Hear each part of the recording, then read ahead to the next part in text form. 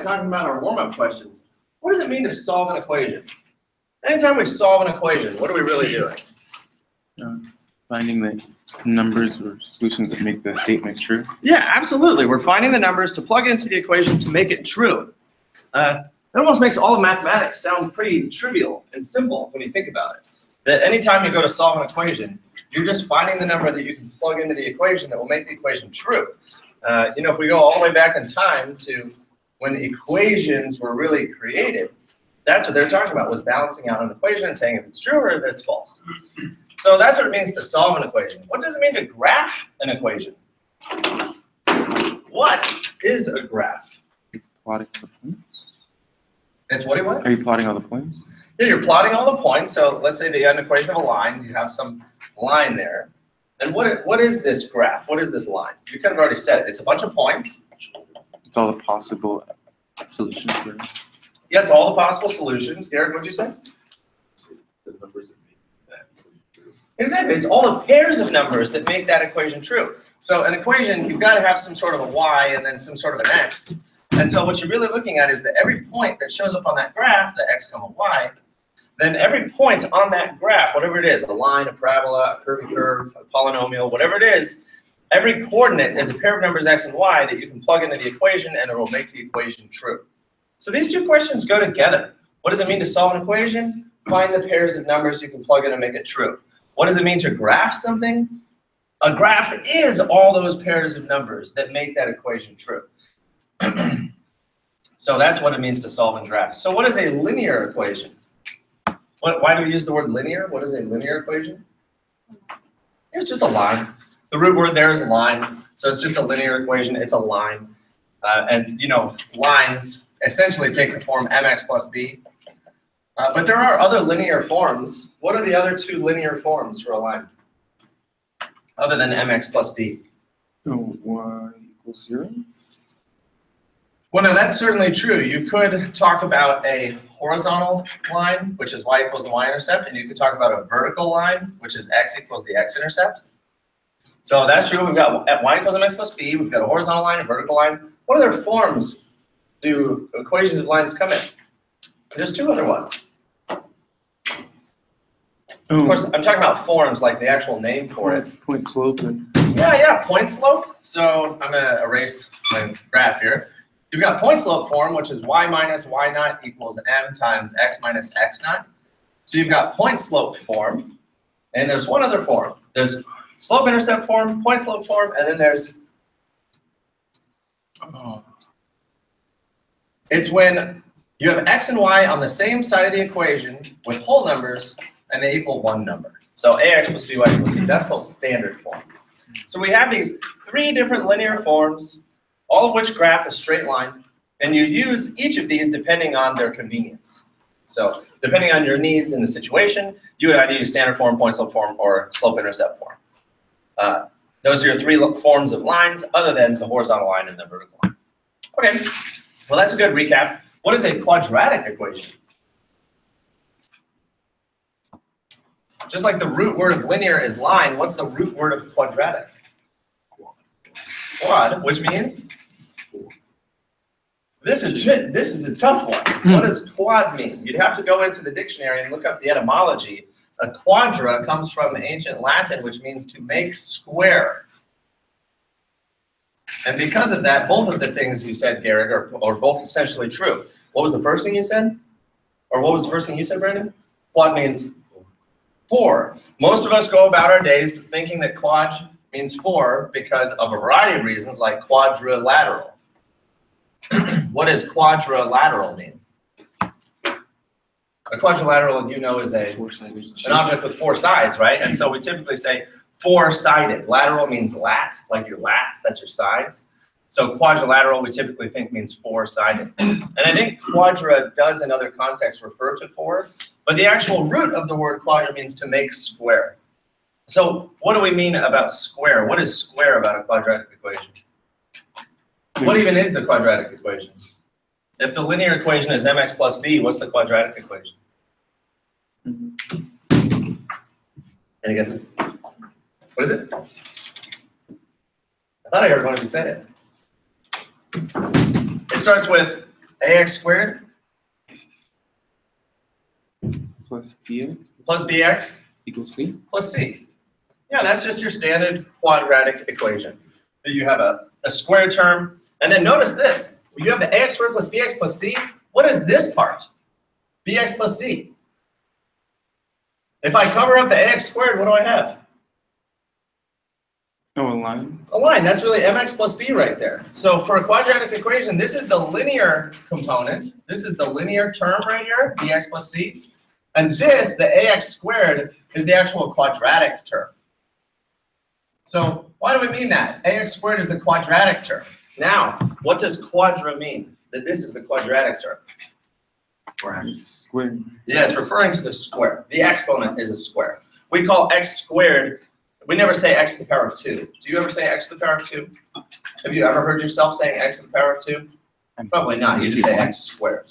Because in our common language, we say x squared, and that's why we call it quadratic, because quadra literally means square, and that term is squared. So that's a quadratic equation. Okay, well, I just want to loop all of this information back into our discussion today, because we're starting today our final chapter. I should say our final unit, because the last unit consists of chapter 5 and chapter 7. So we're going to take some of chapter 5, some of chapter 7, mash it all into one unit, and you'll take a test on this. And this is your last unit before your final exam. So let's look at our syllabus real quick. Oh, there it is. So here we are. What's today, the 15th? Is it the 15th? Yes. Yeah. So today's the 15th, and we're starting chapter 5. We're going to work on chapter 5 this week. Oh, in fact, yeah, this week will be chapter 5, and next week will be chapter 7. And then the next week we'll review for the test. And then after that, we'll have a final exam. So again, this is our last kind of big push for the class until the class is over. Isn't it crazy the class is almost over? Yeah. It's so sad. I mean, we barely just got started, and now it's already over. It's very sad. I know that many of you are probably sad that class is almost over, and if you'd like to stay after class and talk about your feelings, you can. This is a safe place. All right, I have a joke for you today. Did I already tell you the Snoop Dogg one? All right, what? I didn't? Oh, wait. I swear I did. Oh, we took a test on Monday, so I didn't. Okay, well, you get 2 jokes today. Why does Snoop Dogg carry an umbrella? For drizzle. Yeah, that's exactly right. For drizzle. Now, what was it? Oh, yeah, my other knock-knock joke. I mean, there's a lot of knock-knock jokes. I'm just trying to think of which one. Okay, knock-knock. Who's there? Now, the thing is, all of you have to say it. Come on, guys. Knock-knock. Who's there? Interrupting cow. Moo. All right, well, that's a joke. Okay, so folks, all right. What we're going to do today is, first I want to tell you about your extra credit opportunity from chapter 3. So if you can please have this sitting out in front of you. It's the one sheet you took from the sidewall there, and it has 4 graphs on the front and 4 graphs on the back. Your extra credit opportunity is about graphing rational functions. It was on the last test. Well, actually, it was on the test from chapter 3. And I want to have all of you have a really solid grasp of how to graph a rational function. And also, I want to give an extra credit opportunity from that test. And I know that something like this is going to be on the final exam, so I thought, why not really motivate you guys to do more practice on this by offering extra credit. The extra credit is toward the exam grade. Okay, so it's not just extra credit like for a homework assignment, it's extra credit on that exam grade. So how many of you do I expect to do it? All of you. I think you should all do it, absolutely, because in any case, it's going to help you for your final exam. So here's what I want us to do. I'm going to do 1 problem from the front side and 1 problem from the back side, and then you'll complete the other 3 on the front, the other 3 on the back, and you'll turn it in for the extra credit. Yeah, and you can have a week if you like. What is today? Wednesday? So you can turn it in next Wednesday if you like. I think that's more than enough time. I mean, if you want to turn it in on Monday, you can turn it in on Monday. But let's say I'll give you a week. So let's go ahead and do number 1. Let's see here. I need to show the instructions. So it says graph the transformation of the graph 1 over x. So the graph that we're going to be transforming around on the screen is 1 over x. So just to remind you folks what 1 over x looks like, it's this graph. You remember this? It has that characteristic kind of star look. To me, it always kind of looks like a like a star on Christmas Eve. I don't know, maybe that's a bit of an exaggeration, but you've got this graph in the upper right-hand quadrant and then the graph in the lower left-hand quadrant. And what do you notice about those two graphs? They're inverses? No, actually. Oh, well, you know what? Almost. They're almost inverses. They're actually reflected across the line y equals negative x. So they're not technically inverses, but you are correct that they are a mirror image. Yeah, they're mirror images of each other. So we're going to take that graph right there and watch closely here as I add or subtract to the function. What happens if I add, say, 2 to the function, or 3, or 4, or 5? It moves up. Yeah, it moves up. And then what happens if I subtract something from the function? It moves down. So that's pretty straightforward, that if you add or subtract a number, it moves up or down. But what if I add or subtract to x itself? What if I add a number to x? It moves left. It's moving to the left. But what if I subtract a number from x? Moves right. Then it's moving to the right. And those are your rules. That's it. Those were the whole rules about transforming a graph. Well, no, there's one more rule. What if I change the number on top from 1 to, say, 2, or 3, or 4, or 5, or 6? What's happening now? Gets farther apart. Yeah, those two lines are getting farther apart. Can you tell they're getting farther apart? I'll make it extreme. Here's the 1, and here's the 8. 1, 8, 1, 8. Or better yet, I could have done 1, 0. 1 and 10. So 10, that's much farther apart. 1, it's much closer. So those are the 3 transformations that you can do. Oh, sorry, there's one more transformation. What happens if I make the top number negative? Oh. What is it doing? How would you describe that? It's a flip. Yeah, I mean, you could say it's switching quadrants, but technically what's doing is flipping upside down. So the part of the graph that's in the upper right now flips upside down and it's in the lower right. And the part of the graph that was in the lower left then flips upside down and it's in the upper left. So when you make it negative, it flips upside down. Okay, so now that we've seen all that, let's go ahead and write down our rules. So I'm going to write a lot for this first one. We're going to say that the parent function is 1 over x, and the transformed, write very small, folks, write very small, we're going to write a lot, is 1 over x minus h plus k, where h is the center. And, oh, well, I should have shown the picture there. The center, by the center, I mean kind of the crosshairs that makes up the middle of that graph. So let's do the first one together. I know that because it's x plus 2, I'm actually moving left 2, so you should write that in there. And then because it's a minus 1, I'm actually moving down 1. And so I take the center of my graph and I go left 2, down 1. And what I'm going to do, that's not a point on the graph. It is not a point on the graph. What it is simply showing me the crosshairs of my graph, which actually represent what? What do those 2 dotted lines represent? They're the asymptotes of the graph. Now, at this point, because it's a positive number, it's positive 3, I could just roughly sketch in like bloop, bloop. But don't do that. Right? That'd be very inaccurate. That would just be a sloppy kind of restaurant napkin sketch, like you're just talking about. Well, we know the graph is going to look roughly like that, but we want to nail it down a little more. We want to find out where exactly is the graph. So what we're going to do, don't draw the graph yet, is I told you further instructions, state the vertical and horizontal asymptotes. Well, we already know those. Okay, the vertical asymptote, I'll just label it, is x equals negative 2. Remember, a vertical line is x equals the x-intercept. And the horizontal asymptote is y equals negative 1. Remember, a horizontal line is y equals the y-intercept. So we did the first part. Now state the vertical and horizontal intercepts. So where does this graph intercept the x-axis and the y-axis? First of all, can you tell that they do? Just from my rough sketch, there does appear to be a y-intercept. And for my rough sketch, there does appear to be some sort of an x-intercept as well. So there is going to be an x-intercept and a y-intercept. And the question is, how do we find it? So that's the work I'm about to show you. How do you find the x-intercept? how do you find the y-intercept? I'm going to erase my graph now. And let's focus on those two questions. So the x-intercept, how do you find the x-intercept? Set the top equal to 0? In general, if you have an x-intercept, the coordinate something like 5, 0, what do you notice about every x-intercept in the universe? The y is 0. So if you want to find the x-intercept, you let y equal 0. So if that's the case, what we're saying is that the equation is equal to 0. You set the equation equal to 0. Maybe I should have said that even better. Set equation equal to 0. So what we have then is 3 over x plus 2 minus 1 equals 0. And then you go about solving for x. This is guaranteed to give you the x-intercept. Because anytime the y value is 0, you must be sitting on the x-axis.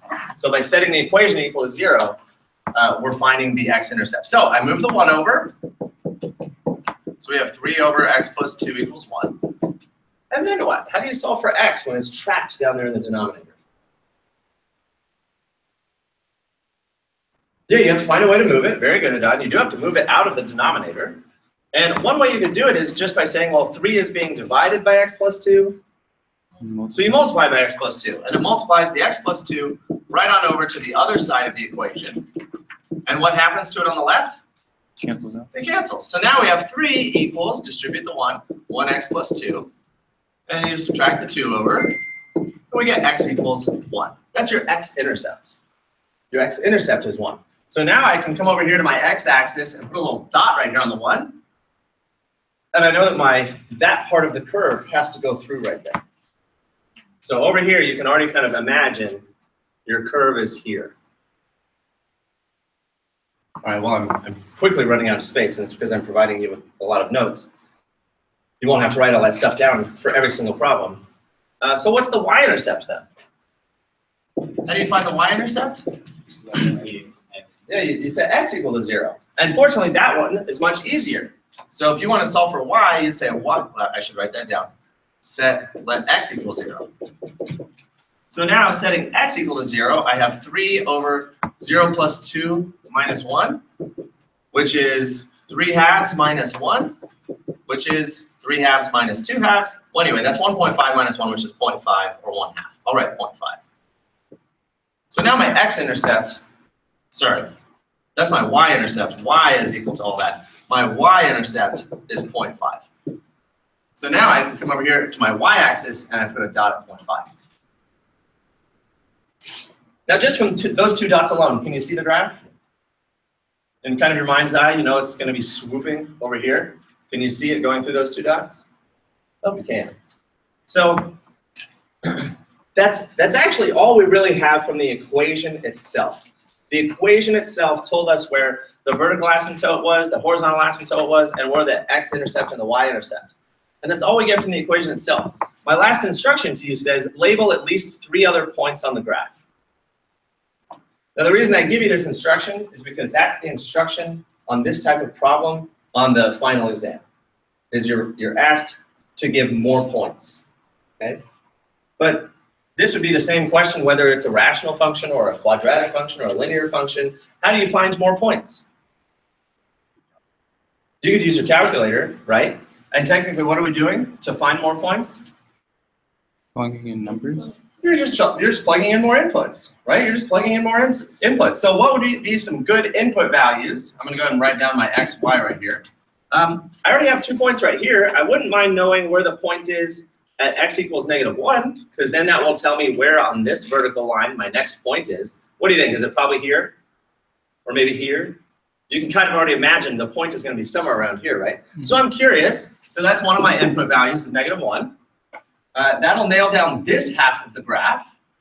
So I don't think I want any more values from this half of the graph because I know it's just going to approach asymptotically and approach asymptotically. So I want some values over here. I want some values over here to nail down where is this graph. So what values do you think we should choose? To get some values for the graph right in here. Yeah, maybe -4 would be a good value. Maybe -3 would be a good value. And that's probably all we need. And I'm only requesting 3 additional points. So those points would be very good so that I can nail down some extra points on the graph before I then sketch it in. So now at this point, I would plug it into your calculator, right? Very simple if you just plug it into your calculator. So you would take your calculator and you would do, very carefully now, you have to do 3 divided by parenthesis x plus 2 parenthesis minus 1. Right? If you're going to plug it into your calculator, you have to use parentheses for your denominator, otherwise your number will be incorrect. So I'll go ahead and do 3 divided by parenthesis -1 plus 2 minus 1, and my first value is 2. And then I'll do 3 divided by -3 plus 2, and that's -4. And then I'll do 3 divided by -4 plus 2, and that gives me -2.5. So I just found 3 additional points. And I'll go ahead and plug those in. So this coordinate is -1, 2. Okay, that's about what I expected. This coordinate is -3, -4. So there's that point. And then this coordinate is -4, -2.5. It's around there. There we go. Now, if you just looked at that, you might say, well, that's not very pretty. Like, that's not impressive at all. It's just a crosshair with vertical and horizontal asymptotes and 5 points. But you know now what it should look like, and that is that it will approach that asymptotically, go through those points, approach that asymptotically, and then these 2 points, it's got to go through them, approach this asymptotically, and approach this way asymptotically.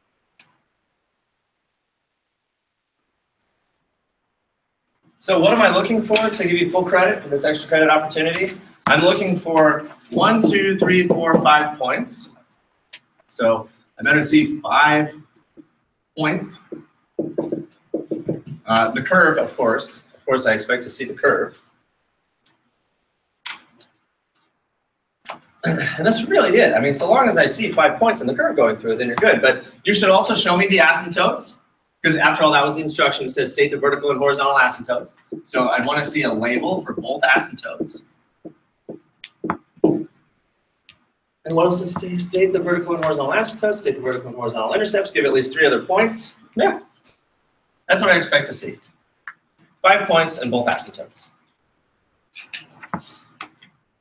Obviously, you don't have to say the parent is 1 over x and it's transformed to that, and that's the center. That was just notes for you.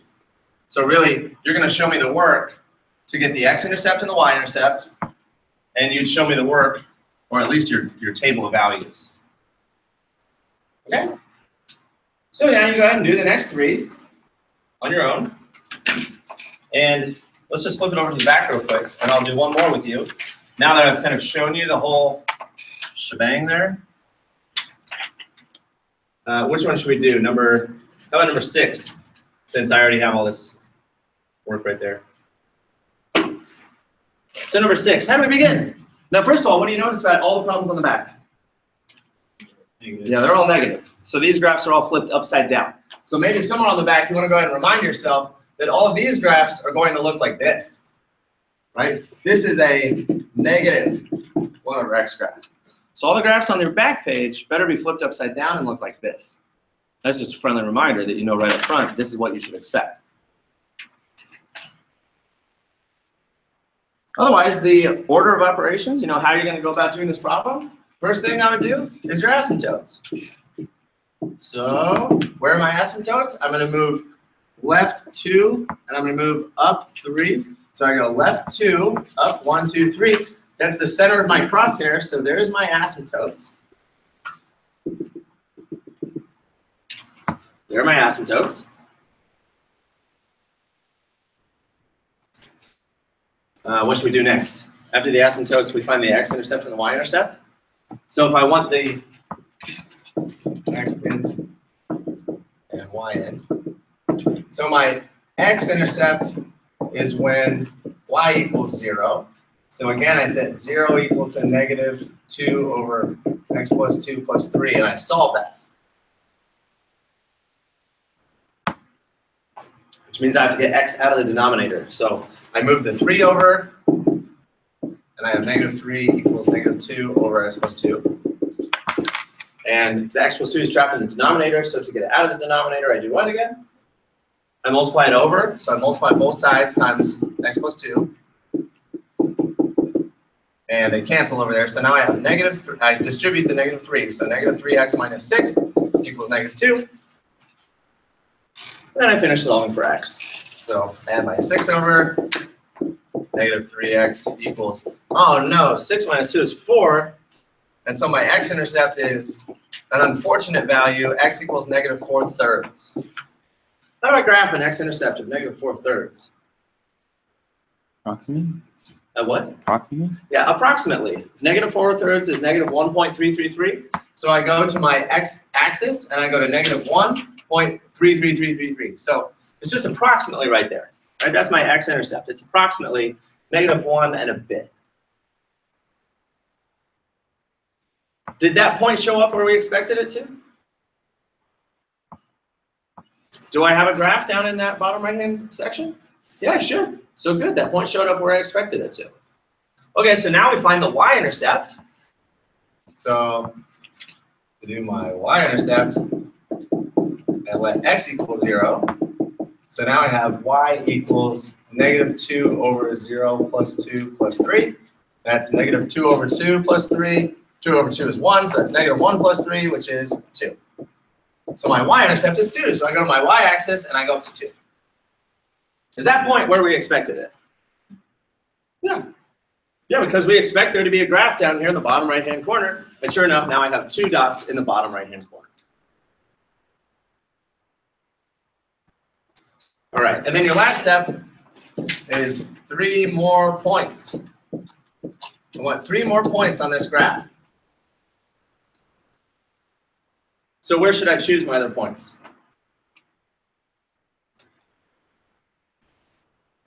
I suppose I could choose 1 more point down here, although this is fairly well established now, right? We basically know where our curve is going to be.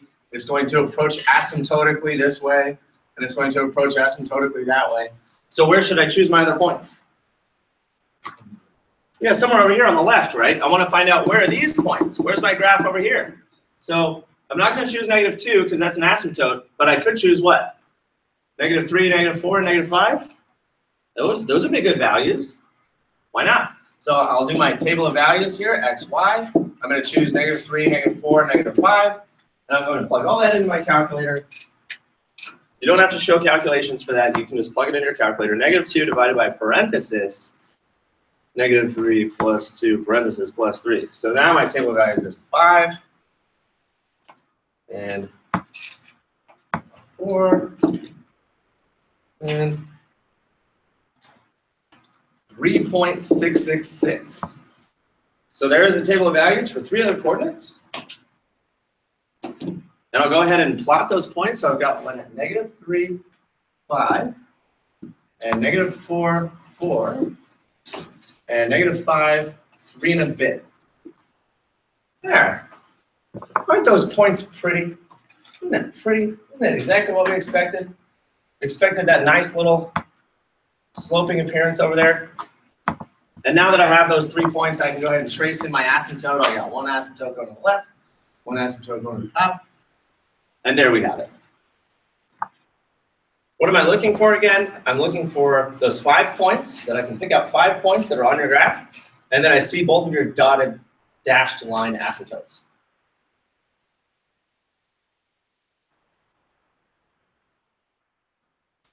Questions? So we just did 2 together, and turn your extra credit, you do the other 3 problems. And I'll take all that back to you in a week. How about that? Anybody have one?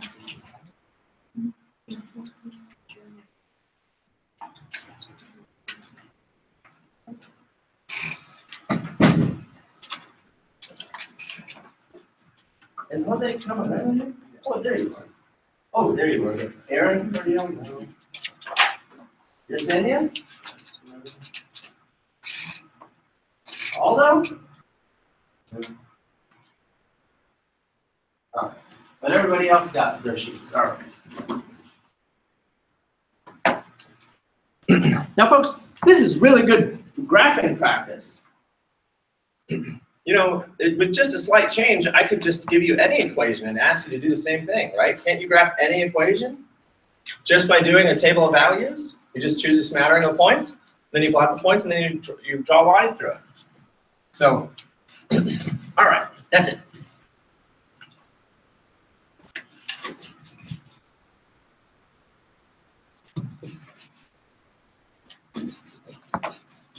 By the way, folks, I don't know if I don't think I said this, but I'm recording class today. It took me a while to kind of get in the swing of things with using my, webcam. So today's class is recorded, and I'll try to record the rest of the classes for the rest of the semester. That way, if you ever want to go back and watch something again, you certainly can. All right. Oh, look at that. I even put a due date. I said due next Wednesday, November 22nd. Is next week Thanksgiving? Yeah. Really? Wow, that sure snuck up on me. Okay, our last two chapters. Oh boy, this is so exciting, folks. Our last two chapters, chapter 5 and chapter 7, I'm putting them together because they were both short. They don't really have anything to do with each other. Okay, so it's not like, oh, chapter 5 and chapter 7, they're talking about the same thing. No. They're talking about fairly different things. Chapter 5 is talking about systems of equations, which is graphing two graphs simultaneously and finding where the points intersect. And chapter 7 is all about sequences. So what we'll do is spend this week talking about systems and then next week talking about sequences. And your test will cover both. So let's start with this. It says Introduction to Systems. You all grabbed one as you came in the room.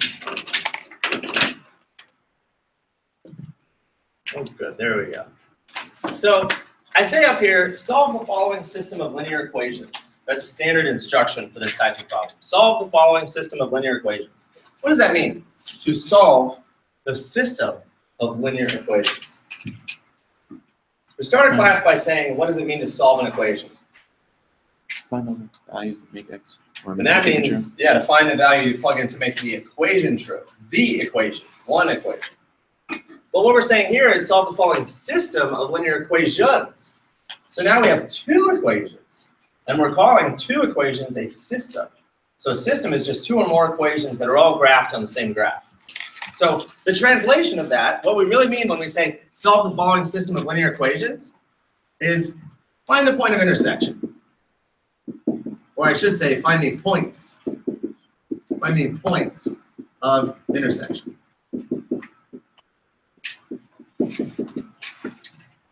That's the most friendly definition of solving a system. So you might just want to highlight here that a system, the word system means two or more on the same graph. So you could actually have a system of 3 equations or 4 equations.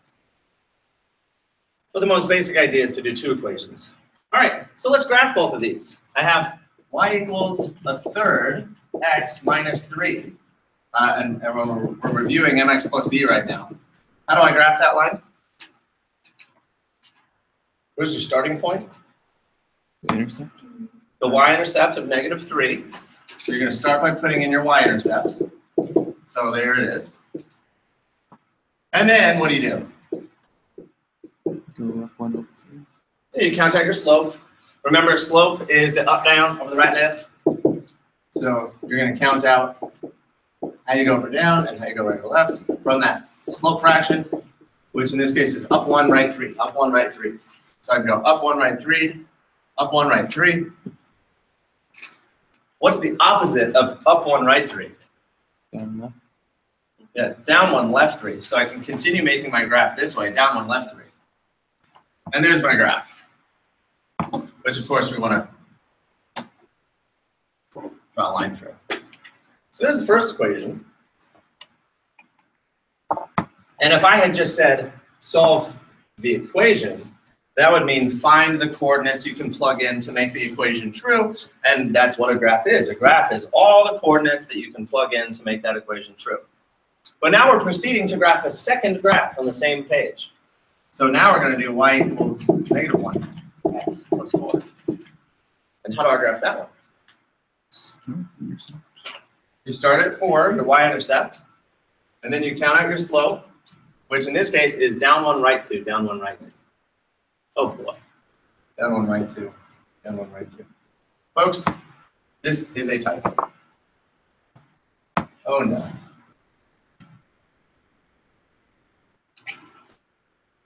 Well, so where do the lines intersect? Kind of way over there-ish, right? It's way off the screen. That is not at all what I intended. I think what I intended was that slope up there, y equals 1 over 3x, that was supposed to be 3 over 1. I'm very sorry. Everyone go in and fix that. It's supposed to be 3 over 1x. What an unfortunate typo. And delete your line. Oh my goodness, this is horrifying. What I wanted was to go through -3 and then do the slope of up 3 right 1, up 3 right 1, up 3 right 1. Because then my lines would actually intersect on the graph, which is what I had hoped for. Very sorry.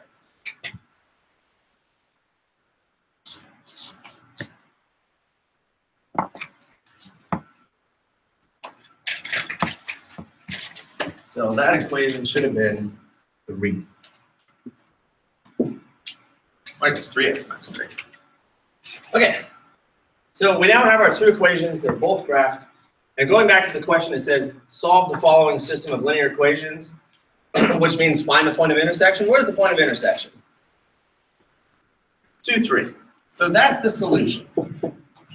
If somebody were to say, find the solution to the system of linear equations, the answer is just 2, 3. The coordinate 2, 3. So that's your solution. But I'd like us to go a step further than that to understand what it means to solve a system of linear equations. This coordinate is special. It's a special coordinate. It's the one coordinate in this whole infinite plane that's special. Because what happens if I plug 2, 3 into this equation?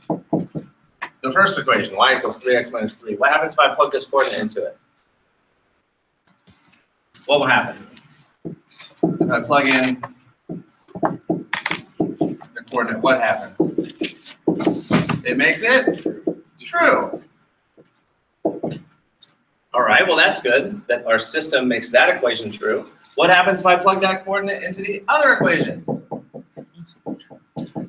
It will also be true. So I plug in 3 equals -1/2 times 2 plus 4, which is 3 equals -1 plus 4, which is 3 equals 3, and that's also true. That's what we really mean by a solution to a system of linear equations. It's not just that it happens to be the point of intersection, right? That's just a visual way of thinking about it. 2, 3 is the solution because it's the point of intersection. I want you to pretend you're blind. Not just you, but the whole species. Like if you're an alien culture in another galaxy, and you're doing mathematics, but you don't have eyeballs, you wouldn't have this notion of graphing and finding the point of intersection. It's a very visual idea. What they would know is that the solution of a system of equations is the coordinate that makes both equations true simultaneously. That's actually the definition of a solution to a system of linear equations. So I want us all to write that down.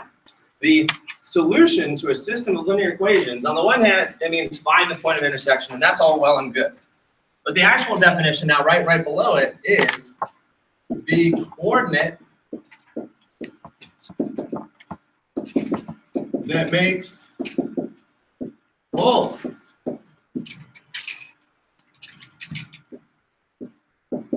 equations true simultaneously.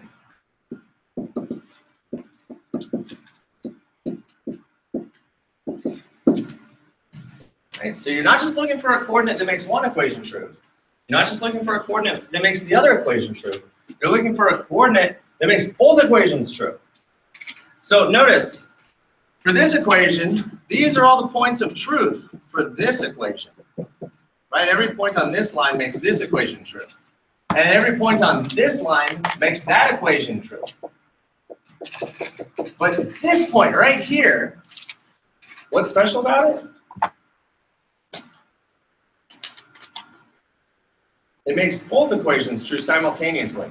It's like a point of double truth, like double rainbow. Double truth. That's a very special coordinate. It makes both equations true. Just to contrast that, what about this point? What does this point do for either of those equations? Nothing. This point, both of those equations are false for this point. So that point isn't special at all. And this point is double false, and this point is double false, and this point is double false. Now this point right here is merely single true. Like it makes this equation true, but not that equation. And this point over here makes this equation true, but makes this equation false. So what we're looking for is a point of double truth, that it makes both equations true at the same time. Okay, turn the page. That's the concept. That's what we're looking for. We have two ways to define the system, a solution to a system of equations, and that is visually and mathematically. So I would just like you to go ahead and write that down again in your own words. What does it mean to solve a system of linear equations? On the one hand, it's the point of intersection.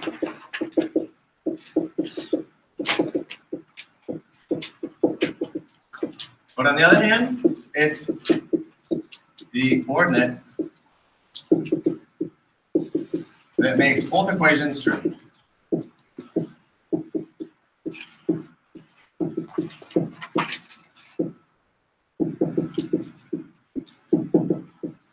All right, so if anybody ever asked you, those are the definitions. They mean the same thing. The first definition is more friendly, but the second definition is mathematically most concise. So next question, how many solutions can a system of equations have? Like if you graph two lines, how many times can they intersect? So if I just randomly graph any two lines in the universe, how many times are they going to intersect? Once would be the common answer, that they could intersect once. All right, so there's one point of intersection. Will there always be one point of intersection? Why not, Brandon? Yeah, what if they're parallel? If they're parallel, then they have zero solutions. So a system of linear equations could have zero solutions. They might never intersect at all. So is that it? Are those our two possibilities? 0 points of intersection or 1 point of intersection? Could they intersect twice? Could two lines intersect twice? What would that look like if two lines intersected twice? Would they be lines anymore? They wouldn't be lines anymore. No, one of them would have to be curved, right? Can they intersect 3 times? 4 times? 5 times? 6 times? 7 times? Infinitely many times? Yeah, they could intersect infinitely many times if they're literally the same line. So you could get infinitely many solutions if the lines are overlapping. So this is a very funny situation that we have a very natural question that you can ask in mathematics. How many solutions can a system of linear equations have? And the answer is 0, 1, or infinity. That's so funny that there's a question you can ask where that's true. Like if I said, hey guys, I'm going to Dunkin' Donuts, how many donuts should I bring back for you? 0, 1, or infinitely many donuts. That'd be crazy in any other context that a question would have these answer choices. And yet in math, it's very natural that the answer choices would be 0, 1, or infinite. Okay, so that's the total number of solutions. And let's just give a name to this. Well, no, that's okay. We'll come back. So what kind of solutions can a system of linear equations have? What kinds of solutions? Okay, so it's either 0, 1, or infinity, but what kinds are they? Well, we've already kind of talked about them. They could be parallel. So a solution could be parallel. A solution could be intersecting oblique.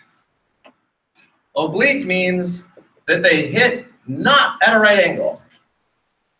They're just kind of willy-nilly. They hit at an acute angle and an obtuse angle. They could be perpendicular, or they could be overlapping.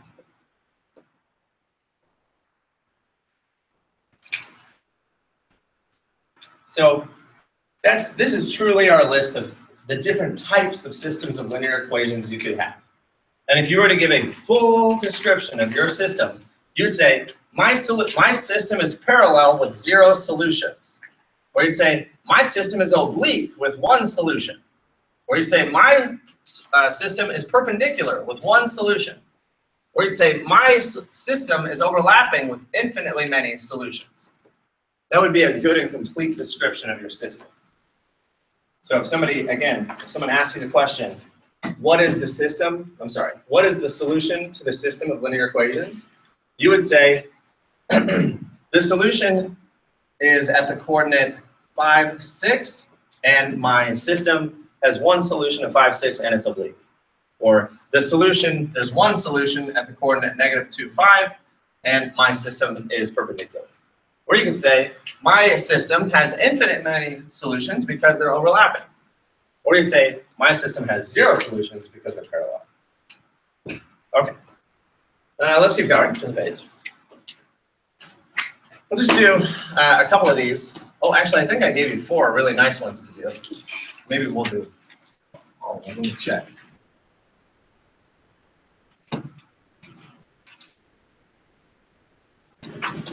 Probably the most favorite way to solve a system of equations is to do it visually.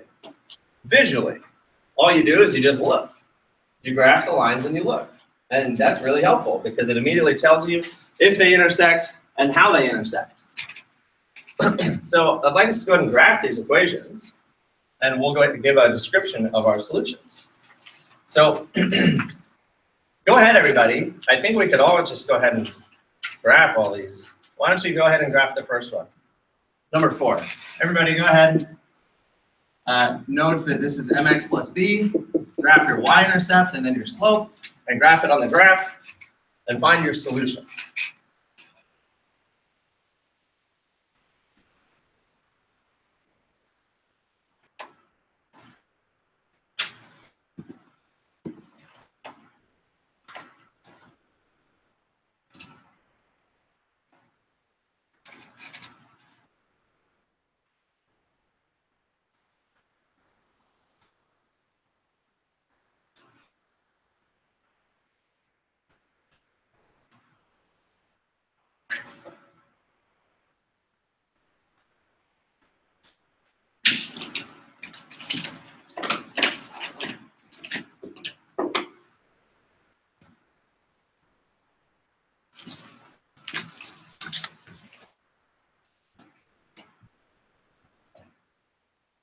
You're done with the first one. Go ahead and keep going.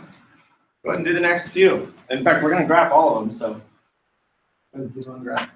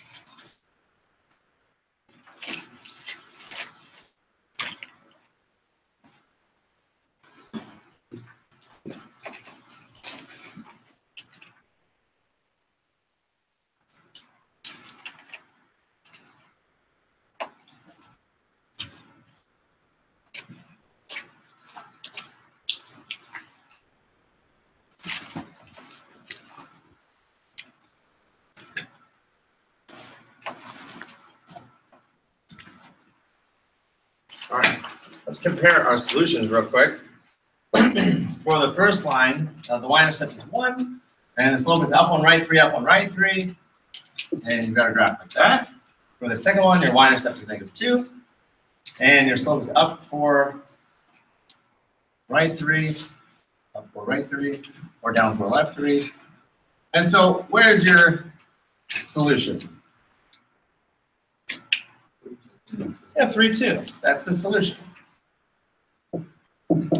Visually, the solution is 3, 2. Mathematically, how do we know that's the solution? After all, couldn't we have just graphed both of those wrong? Couldn't we have made a mistake and we just graphed it, and we made a mistake in graphing and we think that's the solution, but it's not really? How do you check that that's really the solution?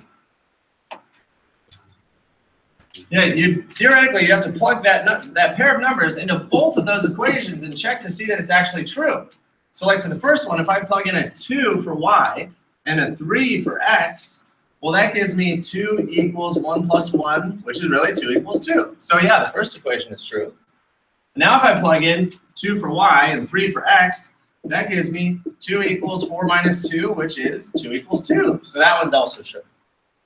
So visually, you can find the solution visually, but that's not far enough. You actually have to take that coordinate and plug it into both equations and check to see that both equations are actually true. Because otherwise, you could have just made a mistake in graphing, and that's not your coordinate at all. Okay, so the next one, what's the slope for the first line? 1 what? Yeah, 1 over 1. So the first line has a y-intercept of -4, and you go up on right one, up on right one, up on right one. And the second line is -1. So how do I write that? -1 over 1. So I start at -2, and then I go down on right one, down on right one, down on right one, up on left one, up on left one. All right. So then there's my 2 lines. And visually, it appears as though my solution is 1, -3. Is that the solution you guys got? -3? Are we sure that's the answer? Not yet. You know, we think it's the answer because we just graphed it and visually we found the point of intersection. But in order to check, you'd actually have to plug that coordinate into the graph and see. So now I'm going to plug in -3 for y and 1 for x. And yes, sure enough, -3 is equal to -3. The first equation is true. And if I plug in -3 for y and 1 for x, sure enough, -3 equals -3 is also true for the second equation. So it's all well and dandy to graph the equation and look visually for the point of intersection, but mathematically, to know that that's the solution, you have to plug it back into both equations and check that they're both true. Okay? Because the actual definition of the solution to a system of equations is a coordinate that makes both equations true. Okay? It's a coordinate that makes both equations true. That's what you need to do. Okay. I'll just quickly look at these last two. Y equals -4 is a horizontal line. So that's nice. It's just a horizontal line that goes through -4. There's that line. Whereas y equals -x minus 2, that's really -1 over 1 x minus 2. So the y-intercept is -2, and it goes down on right one, or up on left one, up on left one. And there's our point of intersection. Again, we think that's the point of intersection. I might have made a mistake in graphing. And so I take my coordinate that I think it is, which is 2, -4, and I take that coordinate and I plug it right back in again and I check. How do I plug the coordinate into the first equation? Because the first equation is just y equals -4. Where do I plug the x value? No, you don't. You don't plug in the x value, you just plug in y. And in this case, my y value is -4, and the equation is immediately true. So that's true. And then for my second equation, I plug in -4 for y and 2 for x, and sure enough, -4 equals -2 minus 2. That's true as well. So that really is the solution, by plugging it in and checking that it makes both equations true. What about this last one? What do we notice about their slopes? They're the same. So if I have a y-intercept at -3 and a y-intercept at 2, and then they both go down to right 3, and this will go down to right 3, then that system is parallel. So overall, what did we have here? We had one solution that was oblique because the lines were not perpendicular. What about this solution? What do you notice about their slopes? They are actually perpendicular. The slopes were negative reciprocals. The first slope was 1 over 1, and the second slope was -1 over 1. So indeed, those are negative reciprocals. The signs are switched and the numbers are flipped. So this was a 90-degree angle.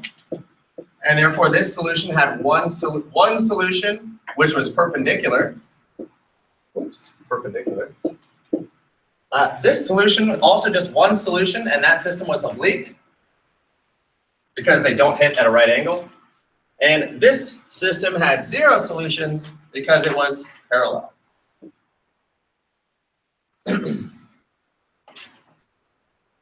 So when you talk about a solution to a system of equations, you're really saying 3 things, aren't you? What are the 3 things that you're saying?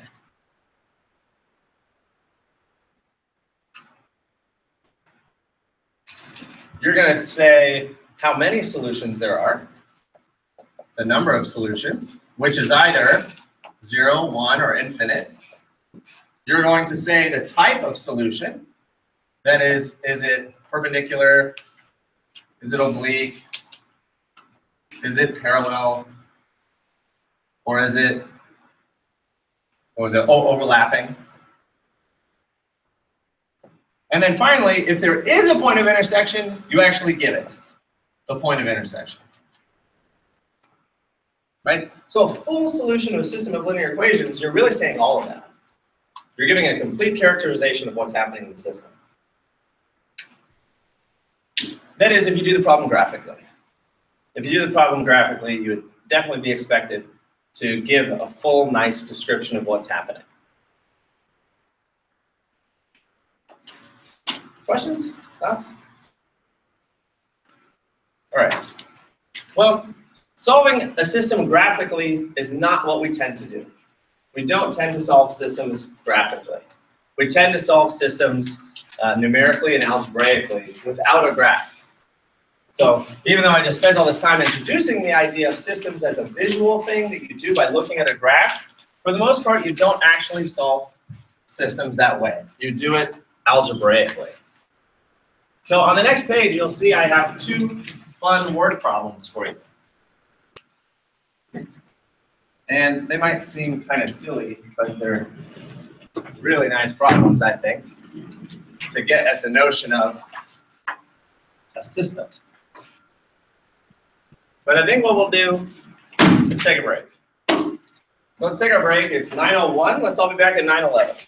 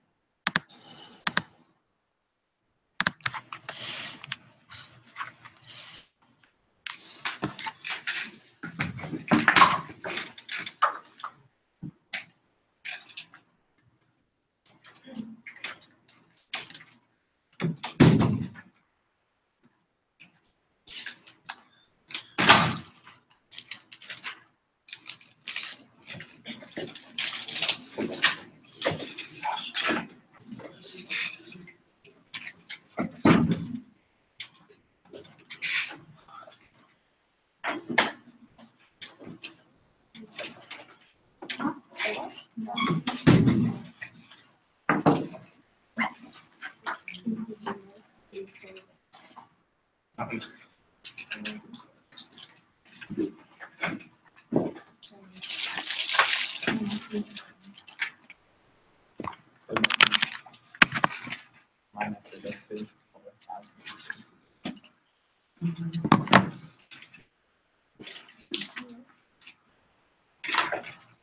right, folks. I'd like you to go ahead and try this problem on your own. You can talk with your partner, or you can talk with your neighbor. But let's look at number, we'll do number 2, since it's where I can reach. There are 13 animals in a field. They're just out there roaming around. And you know that there's 13 of them. Some of them are cows, and some of them are ducks. So overall, what you can do is you can count that there are 32 legs. I know this is a fantastic scenario. That you know that there's 13 animals, and you know how many legs there are, but you don't know how many are which, right? So you want to figure out how many of them are cows and how many of them are ducks. So go ahead and on your own, or with a partner, solve this riddle. The fact that you have 13 animals, 32 legs, and how many of them are cows and how many of them are ducks. Now obviously we should all agree, how many legs does a cow have? And how many legs does a duck have? Right, so that's the key info for the riddle. Go ahead and give it a shot. I'm going to pass back some papers real quick. And then we'll discuss your solutions.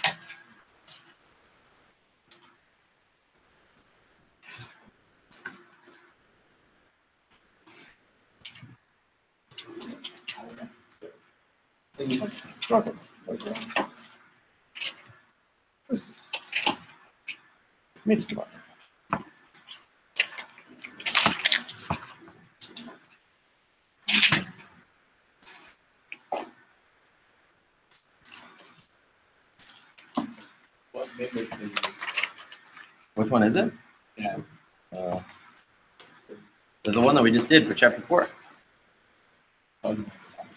Yeah, that's the one. This is the one you just mentioned. Oh, I didn't even get back to you guys. Oh yeah, I'll fix it. I told you that kind Hey, you're not crazy. of. Yeah.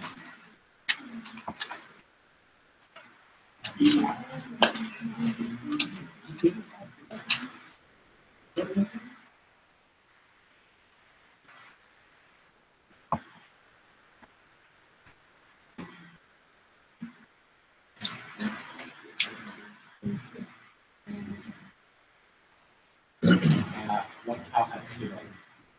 Just one of them. Yeah. All right, folks. Now I realize I really didn't give you a ton of time. That was like maybe a minute or 2. And there are so many different ways that you can solve this problem. And before we give away the answer, okay, don't give away the answer yet, but you just want to say what approach you used. What approach did you try? You want to say?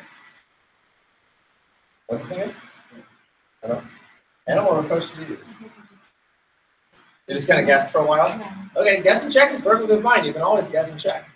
And in fact, I think that's the first really good solution is systematic guessing and checking. So for instance, we know that we have some number of cows and ducks, right? And we know that they should add up to 13. So the first thing you can do is systematically go through every possibility. You could have 13 cows, no ducks. 12 cows, 1 duck. 11 cows, 2 ducks. 10 cows, 3 ducks. And you see what I'm doing here. I'm just going to go through every possibility, right? So I would continue on my merry way, going 9, 8, 7, 6, and then 4, 5, 6, 7. And I would just keep on checking them all. Now what do I do now? I have to actually count. How many legs are there? So these numbers are getting multiplied by 4, right? Because for every cow, I multiply by 4 legs. And then these numbers are getting multiplied by 2, because for every duck, I multiply by 2 legs. And then I add up how many legs each scenario has, and I start taking a look at my answers. So 13 times 4 is 52, plus 0 is 52 legs. How many legs am I supposed to have? 32, so I'm quite a ways off. 12 times 4 is 48, plus 2 is 50, still quite a ways off. 11 times 4 is 44, plus 4 is 48, still a long way off. But at this point, I could probably stop my systematic approach. And what do you notice about my numbers? They're going down by 2. So I could go ahead and just start not actually doing my computing, let's say, okay, 46, and that'd be 44, that'd be 42, that'd be 40, and oh my gosh, I still have a long way to go to get to 32, so then 48. So let's see, 6 goes with 48. So if 6 goes to 48, then I can say 5 would go, sorry, 38. Maybe. Then I can say, okay, 6 goes to 38, so 5 would go to 36, and 4 would go to 34, and then 3 would go to 32. So that means I need 3 cows and 3 plus 10 ducks, and that should work. 3 times 4 plus 10 times 2, 3 times 4 is 12, plus 20, that's 32, and that's my answer. Okay, I call that a systematic method of exhaustion. And exhaustion means you're trying everything, but exhaustion also implies it's exhausting. Like, this is not a good way to solve a problem, is it? Not really, because you're just sitting there going through all the different possibilities. So how else could you do it? Lucy?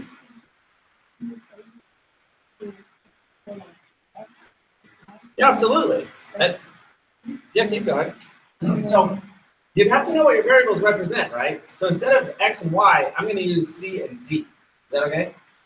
So the number of cows plus the number of ducks is 13. And then what's my other equation? Yeah, 4c, because a cow has 4 legs. So for every cow, you get 4 legs.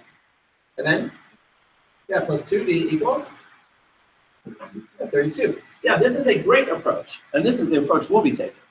Is you come up with 2 equations to represent the scenario. Now notice, what does my first equation represent? Because they represent different things. Yeah, the first equation is the number of animals.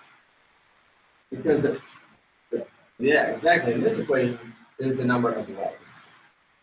So this is what we can expect, folks, is that in these scenarios, where you have a scenario, one equation will represent one thing, another equation will represent something else, but together they're both using the same variables, c and d, and then you can use those 2 equations, play them against each other to solve for c and d. So what's one way that we could now solve for c or d? Now that we have 2 equations, you could cancel out one variable. What do you mean by that? So you multiply c by -4 and Yeah. then d and then 13. Right, yeah. So folks, check it out. One method you could use, and this method is actually called elimination, because we're eliminating a variable, is I could multiply the whole top equation by -4. And why do I do that? Why did Lucy choose -4? Yeah, because that way I can cancel out the c variable.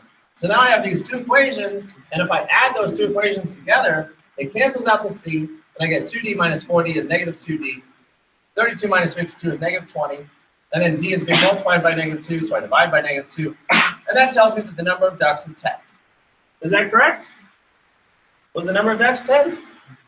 Yeah. Okay, now how do I know the number of cows? Yeah, they had to add up to 13, so now I know that the number of cows must be 3.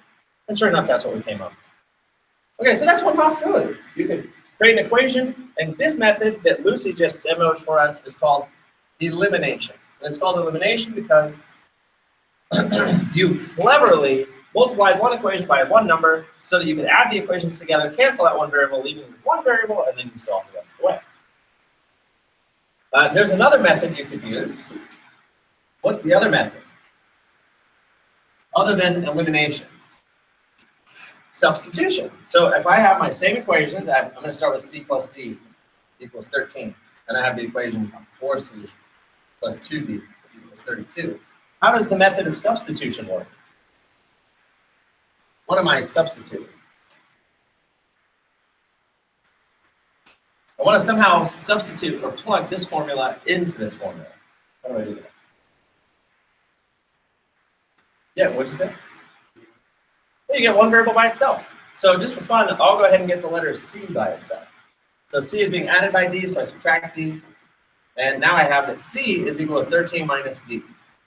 So now that I know that c is equal to 13 minus d, I can take my 13 minus d and plug that in for c in that equation.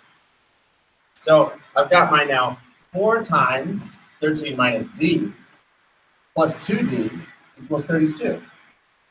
The important thing to notice here, folks, in both scenarios, you had to convert an equation from 2 variables into an equation with 1 variable. And that just happened right here. I got rid of the C variable, replacing it with D. Now I just have 1 equation, 1 variable, and I can solve it. Same thing happened with elimination. I eliminated 1 variable to just have the equation in 1 variable. That's our key goal. You have to somehow convert your equation into an equation with 1 variable, not 2. All right, so now for here I just distribute, and I get 52 minus 4D plus 2D equals 32. And combining like terms, I have 52 minus 2D is 32. And I subtract my 52. And oh my goodness, what do you notice about what just happened?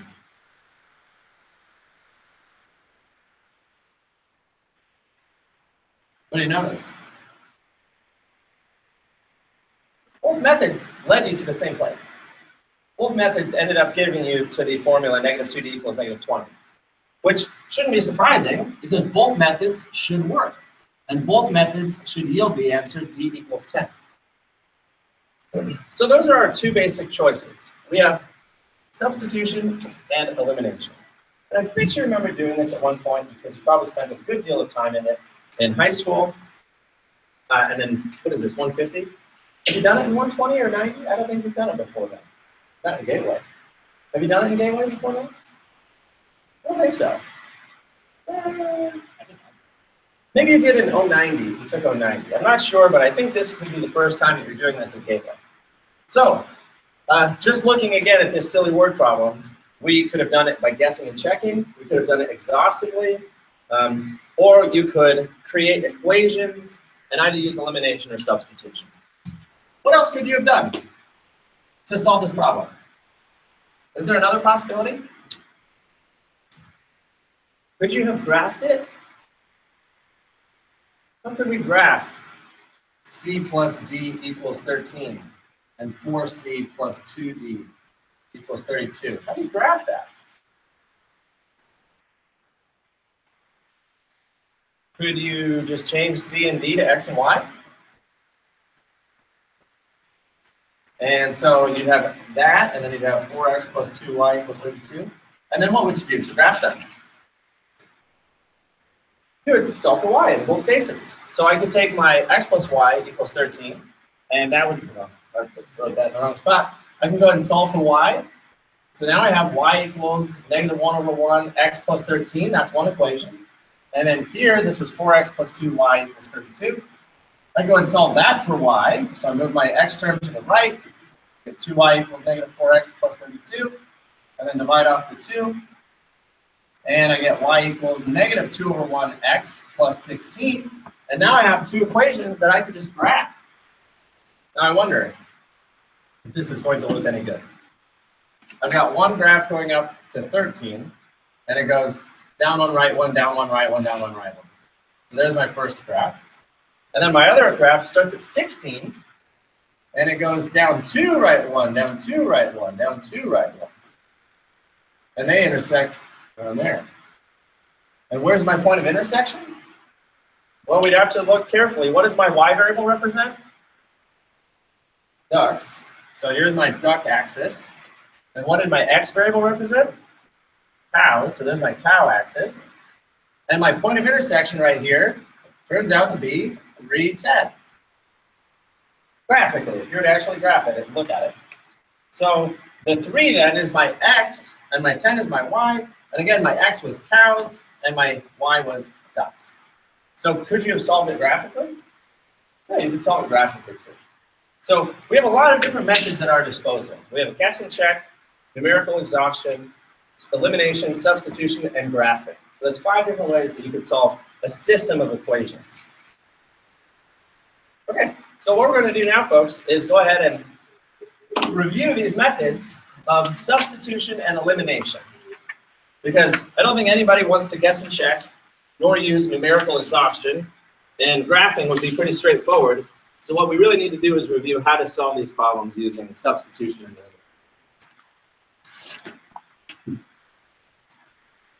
elimination. Now, you should know before we even begin that solving with substitution and elimination, we're going to use these methods not just on linear equations. So even though we're about to do linear equations, if you flip in your note packet that I gave you, all the way to, towards the section, oh, there we go. Section 5.5 is where we're leading up to, is that you will then solve systems of nonlinear equations. Okay, so that's where we're headed, is solving a system of nonlinear equations. What happens if we have two graphs, but one of them is not aligned? Or what if both of them are not aligned? How do you find the point of intersection then? And it turns out that you can still use the method of substitution and elimination to solve more complex problems like these. And like, take a look at this. We're going to solve systems where it's not just x and y, but rather x squared and y squared. And yeah, that's about it. That's what we're looking at. You know, multiple circles, multiple hyperbolas, or even other types of functions like log or e to the, or a square root function or a cube root function. So you can solve systems of nonlinear equations too. But the first thing we're going to do is practice solving linear systems of equations.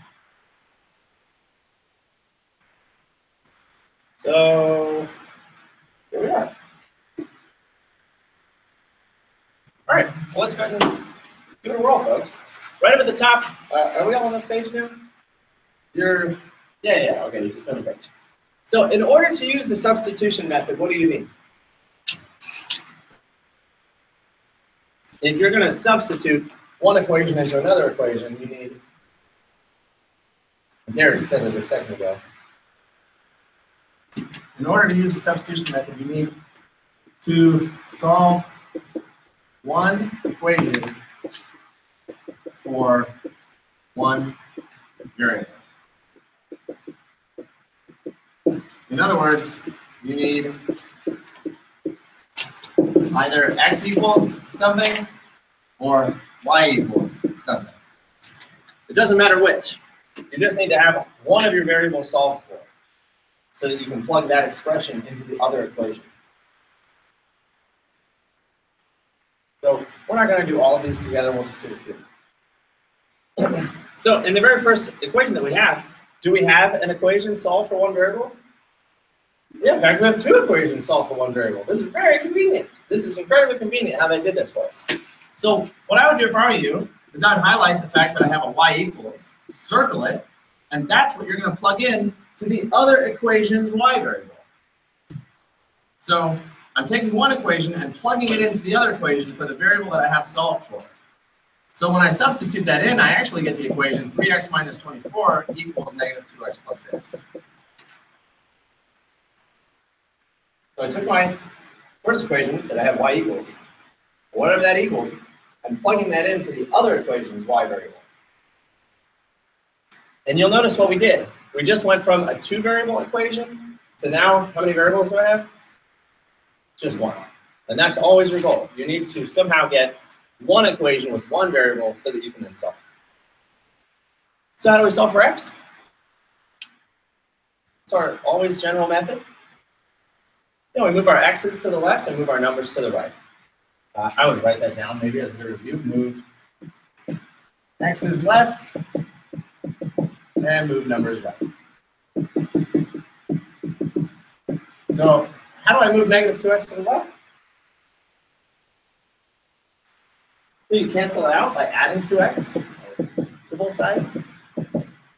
So now I have 5x minus 24 equals 6. And then how do I move a negative 24? To the right. You add it, you cancel it out by adding it. You always use the opposite sign. And so now I have 5x equals 30. Dividing up 5, I have x equals 6. Am I done with the problem? Not done with the problem yet. Because what we're looking for is a solution to a system. And that means you need a coordinate. You need x and y. So far, we've only solved for x. So how do we solve for y?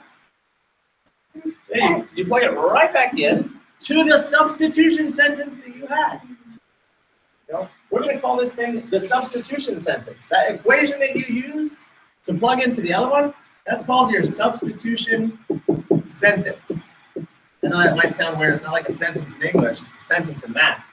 But that's your substitution sentence that you plugged into the other equation So now you're going to take your answer and plug it right back into your substitution sentence, because that's convenient. You know, we want to solve for y. That's an equation that solves for y. So you plug 6 into it. 3 times 6 minus 24. That's y equals 18 minus 24, which is y equals -6. So now we solve for both x and y. The solution to the system is a coordinate. So you'd write down the coordinate, 6, -6. And now are we done? No.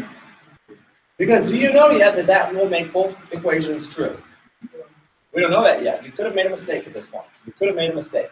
The only way to check that that coordinate is making both equations true is to actually go back and plug that coordinate into both equations.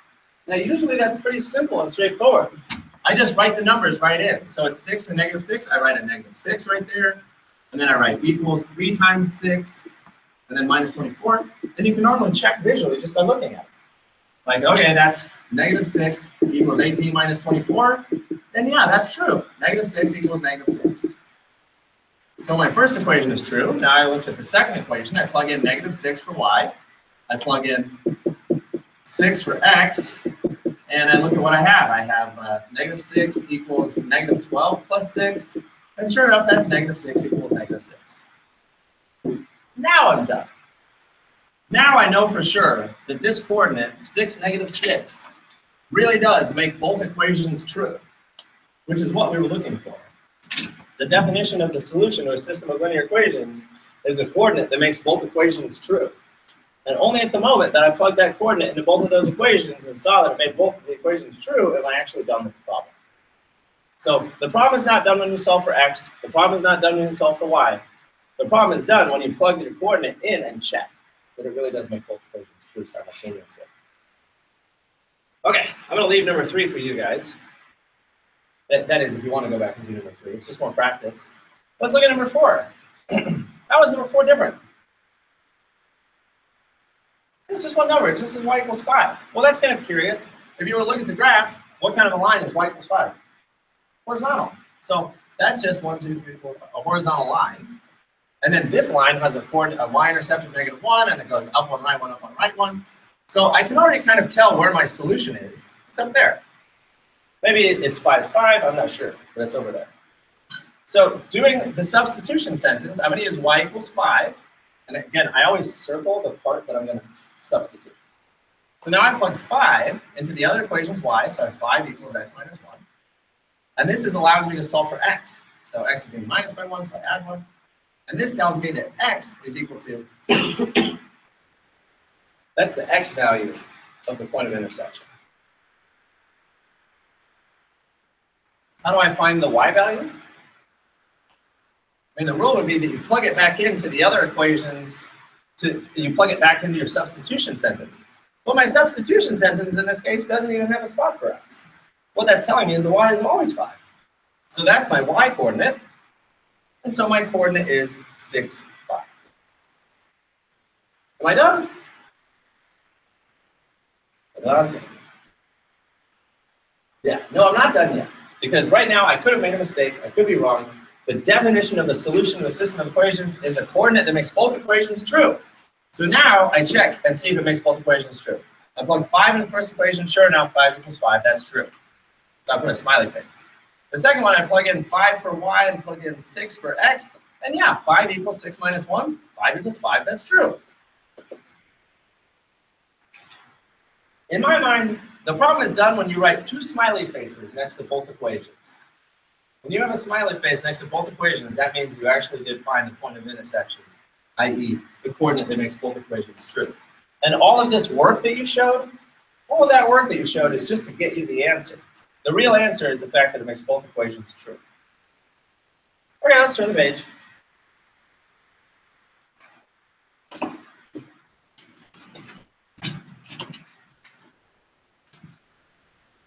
We have our general technique. We're using substitution. Sorry, I should have said that. We're doing substitution first. And then we'll work on elimination next time. So 6, 7, 8, and 9, all of these are the same type of problem. So I'm going to do 8 and 9 because they're closer to the graph. So let's do number 8. Again, in order to do substitution, you need a substitution sentence.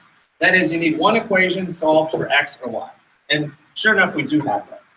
So I'm going to circle my substitution sentence. Again, I'm calling this thing my substitution sentence.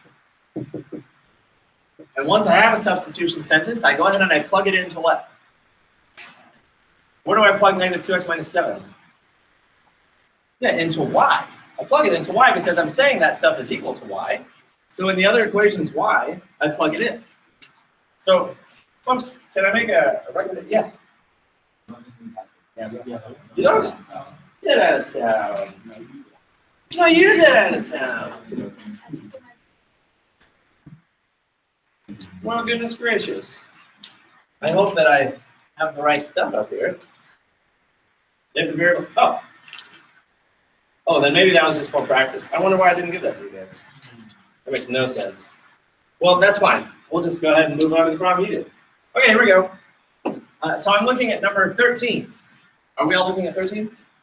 Okay, thank you, Evan, for drawing that to my attention. So, what? It is? Wait. There. Oh, it is number 9 in yours. Oh, this is crazy. Folks, I'm so sorry. I don't know why my projection looks different from yours. Everyone, we're doing your number 9. Everybody, we're doing your number 9. Okay. So, we want to solve this by substitution. Once again, you need one equation to solve for one variable, which we do have already. And that is my substitution sentence. And we're going to plug that into the other equation's y variable. Now, here's the best practice. We're going to plug it into this equation, negative 3x minus y equals 5. The first thing you want to do is write that equation empty for the variable y. So you'd write down negative 3x minus y equals 5. So you'll notice I replaced y with an open parenthesis. That's a good best practice. Since we're substituting for y, I took my y and I replaced y with an open parenthesis. Because that gives me a spot to plug in what I'm about to substitute. So now that I have my equation empty, I write in my substitution sentence, negative 3x minus 3. And you can see now why those parentheses were so important, because what do we have to do? I have to distribute that negative. That's very important that you're distributing it to both of those numbers from your substitution sentence. So now we have negative 3x plus 3x plus 3 equals 5. And uh-oh, what happens? Our variables canceled out. And what are we left with? 3 equals 5. Is that true? That's not true. That's false. That leaves us wondering what on earth just happened. What does that mean about this system of equations? Correct. False means they don't intersect. And I want to walk you through a chain of reasoning about that. The question that we've always been asking is, where do the lines intersect? Okay, that's the question. You're asking the question, hey, where do these lines intersect? And we got to a conclusion that says false. False means they don't intersect. All right, that's a direct answer to the question. Where do the lines intersect? False, they don't intersect. And why not? Because they're parallel.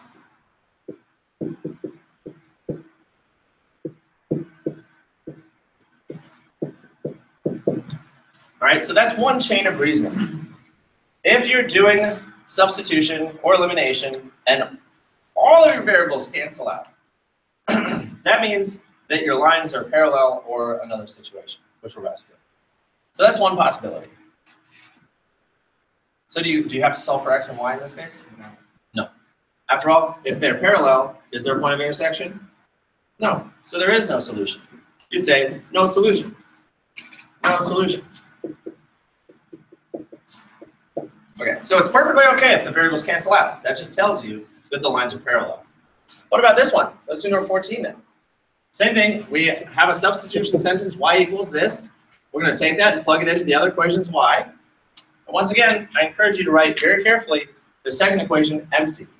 So you'd write negative 9x minus 3 parenthesis equals 21. You notice how big I made my parenthesis.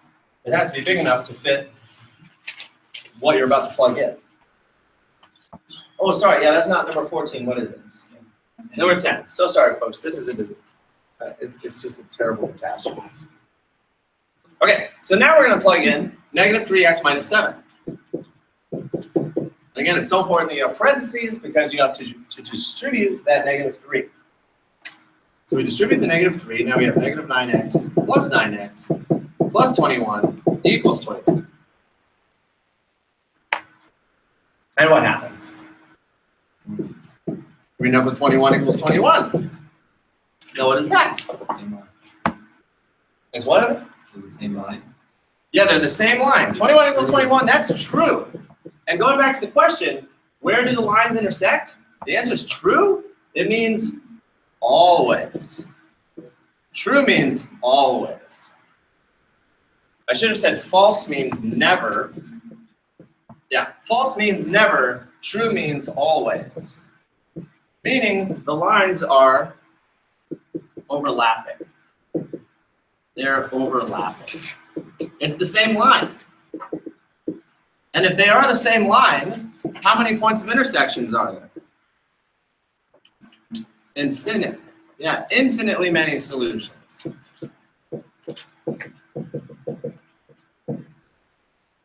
Do you have to go on to solve for x and y? Well, no, not right now.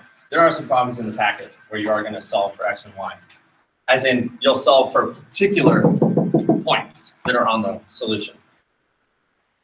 Okay, so folks, we were just doing 2 examples of that. Let's go back up to where you have some notes. It says, if the variables cancel out completely, the equation is either, so if the variables cancel out completely, if the equation is false, that means they never intersect.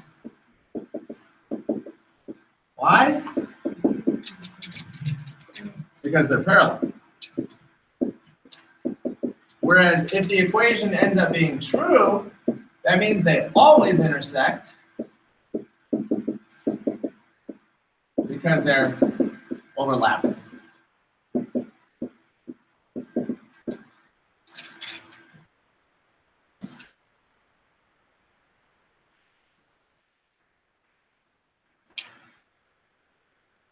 Okay, so we've talked about how to solve it. If they actually do intersect, solving for x and y, and then plugging them both in to make sure that the both equations are true simultaneously. And now we've talked about what happens if the lines are parallel or overlapping. In which case, you don't actually write down a coordinate. You know, if they're parallel, of course, there's no coordinate to write down. And if they're overlapping, you know that there are many, infinitely many solutions. All right. Now, so far, these problems have been pretty convenient because why? Oh, why?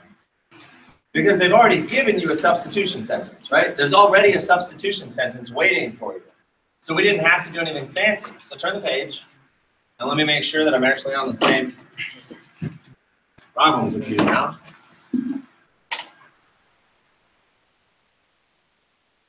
Do you have this problem? 7x plus y equals 2? No. Oh, my life is over. Oh, boy. Which problems do you have? You have okay, there we are. I just had an extra page. And here we are. No, it's different. Well, you have the top 2, and that's 12 and 13. So we're going to do 12 and 13 together. Oh, cannot believe it. So these 2 equations up here are 12 and 13 in your packet. And we'll go ahead and do those 2 together. I'll just stand up here on my chair.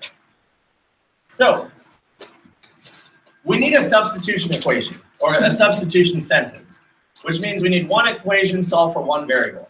So which equation would be the most convenient equation to solve for one variable? Yeah, why the top one? Yeah, because you only have to move the negative 6y over. More specifically, because you already have a positive variable by itself. You want a variable that doesn't have a number in front of it. That's most convenient. So we'll go ahead and take this stage 1, okay? I'm going to call this step 1. We're we're going to create a substitution sentence. Like this. There we go. What was that, 12? Okay, so step 1, you create a substitution sentence. So you take x minus 6y equals 17, and you're going to go ahead and solve for one variable. And I agree with Jose, that's the easiest equation to do, because, as Evan said, you just move the 6y over. And now we have a substitution sentence, x equals 6y plus 17. That's step 1. You have to create your own substitution sentence. So what's step 2? Plug it in. So in step 2, you take the other equation, and what variable are we plugging it in for? Yeah, we're going to plug it into x, because that's the equation, that's the variable we solve for. So now, again, you write it empty. So you write the other equation empty, -4, big parenthesis, minus 5y equals -10. I wrote my other equation empty. And then I plug in my substitution sentence, which was 6y plus 17.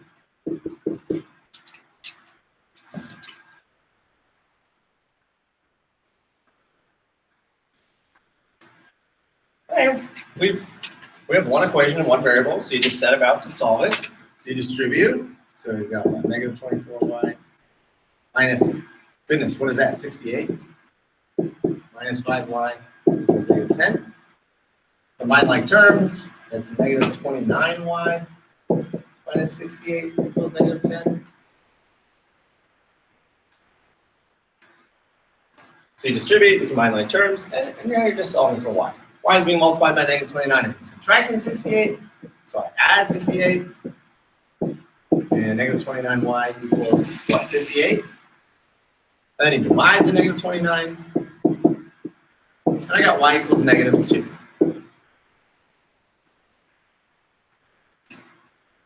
How many opportunities did I just have to make a mistake? One. Like a billion. All right?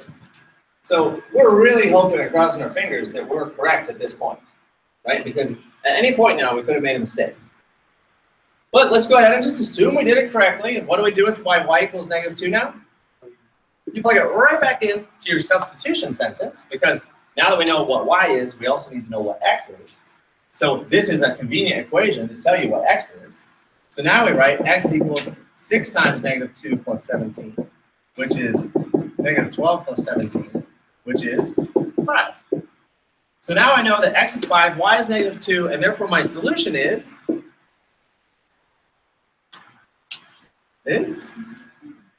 5, -2.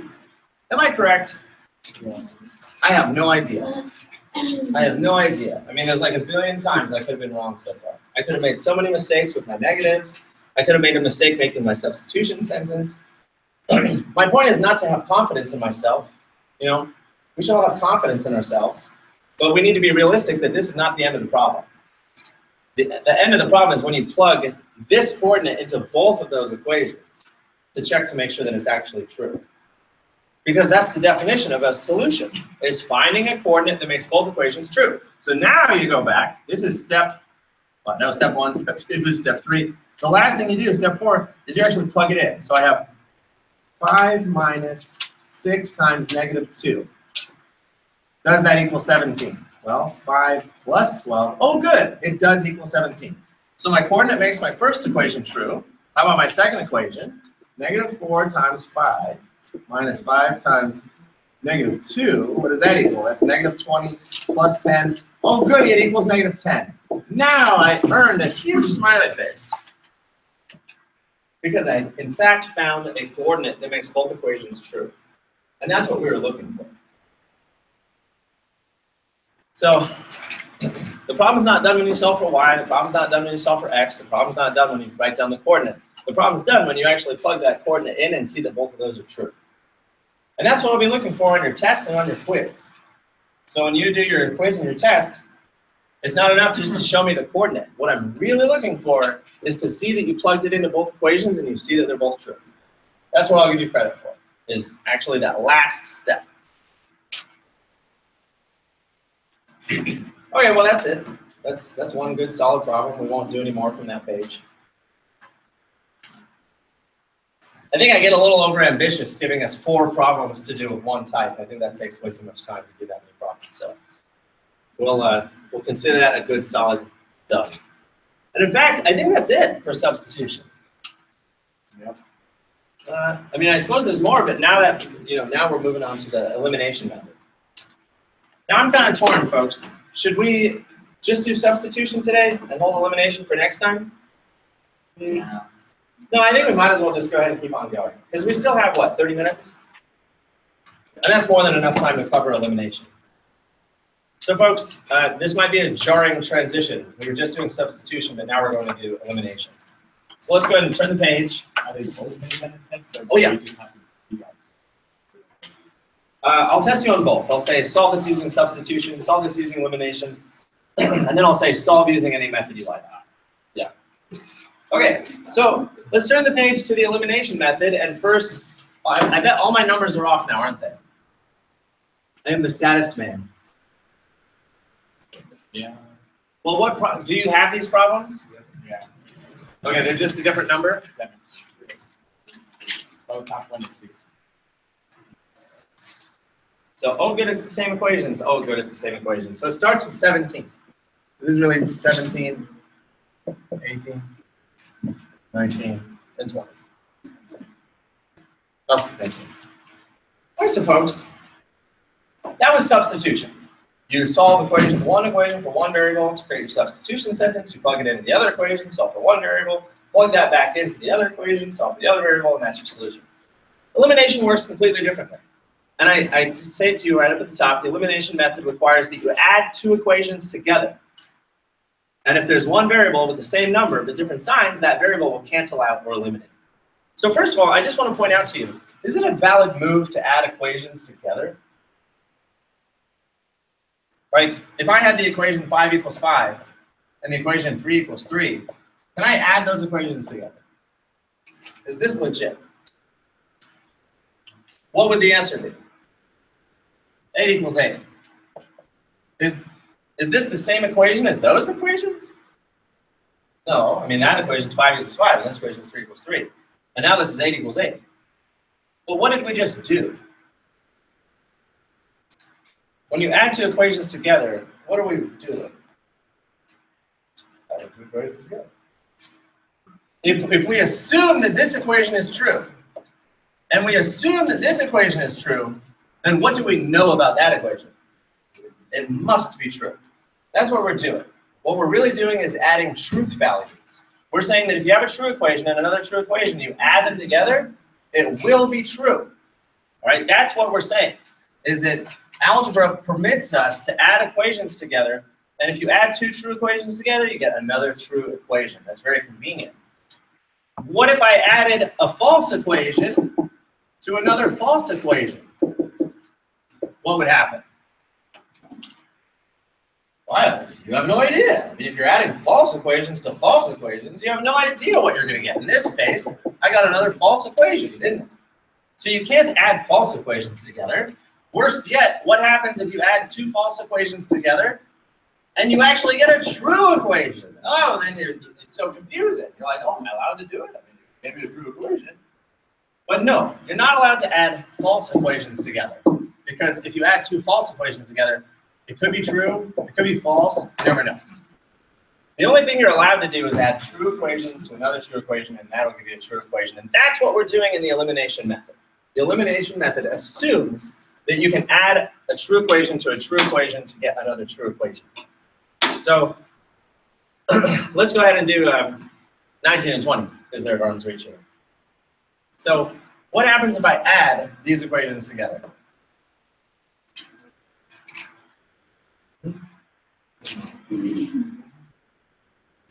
What happens of primary significance? Yeah, these 10s cancel out. Now, why did the y terms cancel out? What specifically? The y variable canceled out because it had the same number, 10, and the signs were opposite. Because, of course, that's what you need to cancel out terms. They need to be the same number and opposite signs. That's the goal of what we're looking for.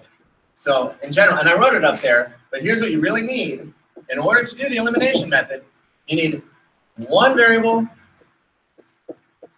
to have the same number, but opposite signs. Right? This is the whole method of elimination. You need one variable in particular to have the same number but different signs. And if you have that, when you add them together, they cancel out. And now what do we have? Negative 16x equals negative 16. That's the only way elimination works. You need one of your variables to have the same number but different signs. That way when you add the equations together, they'll cancel out. And now, assuming that equation is true and that equation is true, this equation is now also true. And I can assume that whatever answer I get from it will reflect the truth of these two equations. So we divide off the negative 16. We get x equals 1. Okay, now what do we do? Are we done? No, we're definitely not done. I mean, we're a couple steps away from being done. But what do we do next? Yeah, we already solved for x, now we have to solve for y. How do we solve for y? Yeah, you plug in x to where? Either one. Which one then? Since you can do it to either one, you should choose the one that is most convenient. And which one would be convenient to solve for y? Probably the bottom one, y. Yeah, because 10 is, or y is being multiplied by positive 10, and we just prefer positive numbers. So I'm going to take this second equation here, and I'm going to write it empty for x, so negative 8 empty plus 10y equals negative 8. And I go ahead and plug in my 1 for x, and I go ahead and solve for y. So you'll notice when we solve equations with elimination, only the first variable gets solved with elimination. How do you solve the second variable? With substitution. You fall back on the substitution method, just like the previous problems we did. So now we have negative 8 plus 10y equals negative 8. Add 8 to both sides. They both cancel. 10y equals 0. 1 by 10. And apparently y equals 0. So now I have my x, my y. I think I know the solution. I think the solution is 1, 0. Am I done? No. No, definitely not. I could have made a mistake at any point, right? There's no way that I should be done at this point. There's no way you should stop writing and be like, hey, I'm done. Because any number of mistakes could have happened. What you need to verify is that your coordinate makes both equations true, because that's the definition of the solution. So now we go back up there and we plug them in. So I just write it immediately above and below the system. And you can do that too. So negative 8 times 1 minus 10 times 0 should be, well, let's see, that's negative 8 minus 0. That's negative 8, which is what I wanted. So the first equation is true. The second equation, negative 8 times 1 plus 10 times 0, that is negative 8 plus 0, which is negative 8, which is what I wanted. So now I get a nice big smiley face, and I'm sure that my solution is correct.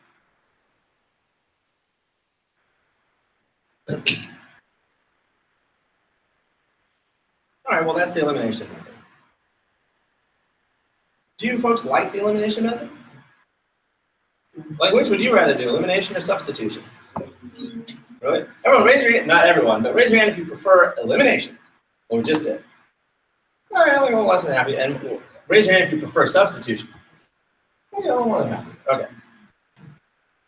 Maybe a little less than happy about that. Okay. Well, I don't think we need to do another one of those, because this is just more straightforward business. You add them together, the x's cancel out, you get 14y equals negative 14, then you divide off 14, and you're already done. So this was a simple problem. Why is this a simple problem? Because you already have a variable with the same number but different signs. So elimination problems are easy if they give it to you, but they're not always going to give it to you. So let me see, turn the page, and let's see if I have the same problem to do that.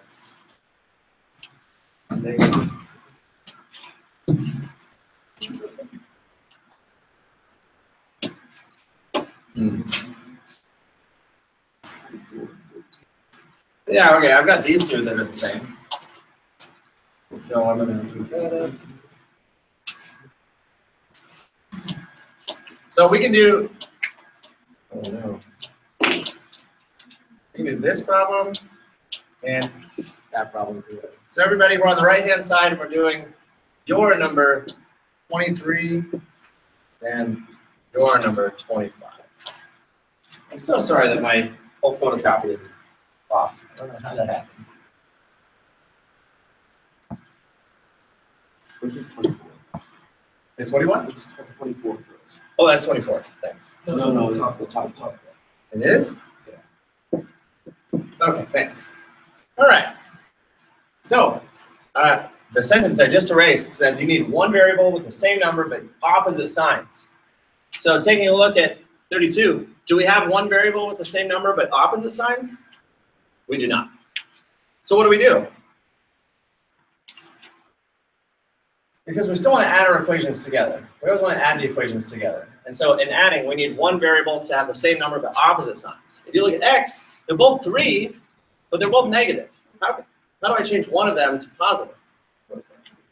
Yeah, you multiply through the whole thing by -1. So I'm going to go ahead and take my whole top equation, and I'm going to multiply the whole top equation by -1. I distribute that to the whole equation.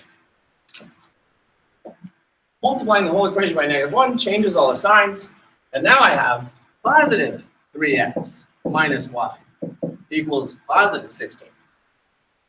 And now I can do elimination with the bottom equation and the new equation I created. Did I do that right? I was just doing that. So your number 24. Does that work? We did, okay. They're shifted, I'm sorry. So now we can go ahead and do elimination. Which variable gets eliminated? Both of them actually do in this situation. So when I add them together, the x's cancel out, the y's cancel out. So what do I have left on the left-hand side?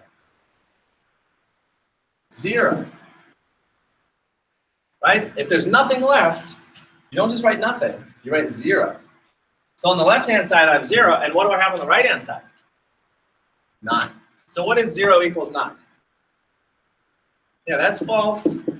False means they never intersect because they're parallel. So these lines are actually parallel.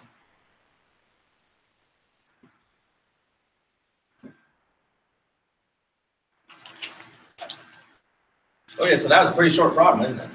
It's a pretty short problem when all the variables cancel out. You just have to correctly identify what the solution represents. In this case, a parallel. So now let's go down and do, what was this, 26? 25. This is weird. Oh, okay. Okay, so everyone's looking at 6x minus 8y equals 84. So again, we want to do elimination, but we need one variable with the same number but opposite signs. And right now, the x has a 6, but they're both positive, and the y has an 8, but they're both negative. So what would we do? Yeah, multiply one equation by -1, so I'll multiply the top equation by -1. And that gives me -6x plus 8y equals positive 4. And now I can add the second equation with the equation I just created. I add them together, and what happens? Everything cancels out. The x's cancel, the y's cancel, and the 4's cancel. So what's left on either side of my equation? 0 equals 0. And what is that? True, because they always intersect because they're overlapping. Now, of course, should we have known that they were overlapping from the get-go? Yes. Yeah, why? Yeah, they're literally the same equation. I mean, that's obvious. They're literally the same equation. So, of course, they're overlapping. They're literally the same equation. Okay, so far, all of this elimination business is pretty simple because we need one variable with the same number but different signs. And so they either give it to you or the signs are the same and you just multiply through by -1.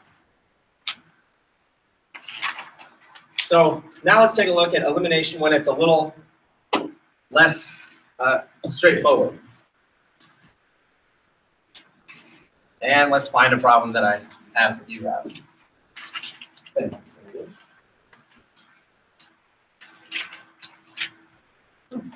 Okay, 20.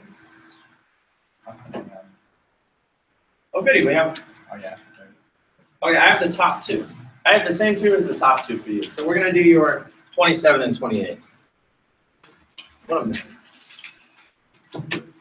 So this is your number 27, and this is your number 28. Okay, so you guys notice all the way up at the top, I said it again. We need one variable with the same number but different signs. That's your goal with elimination. One variable with the same number but different signs. Do I currently have one variable with the same number? No. X, there's a 4 and a 2, and Y, there's a 3 and a 2. So what we have to do is multiply one of the equations by something to make a variable have the same number. So what you tend to do is you look at one variable like X, you look at the smaller number, and you say, can I multiply something by 2 to get 4? The bigger number? Yeah, you can just multiply the top equation by 2. But now let's consider Y. Look at the Y variable, look at the smaller number 2. Can you multiply something times 2 to get 3? No, not conveniently. It'd be a decimal.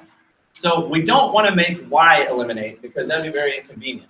We want to make X eliminate because that would be fairly convenient. So we need X to have the same number, so we take the top equation and multiply it by 2. Because that way the top equation will be negative 4x, the bottom equation will be positive 4x, and it'll actually eliminate. So you multiply the entire top equation by 2, that gives you negative 4x plus 4y equals 20. And then I tend to write down the next equation just so I'm writing it in my own handwriting. So now the second equation is positive 4x minus 3y equals negative 11. And that's the system that I'm going to solve with elimination.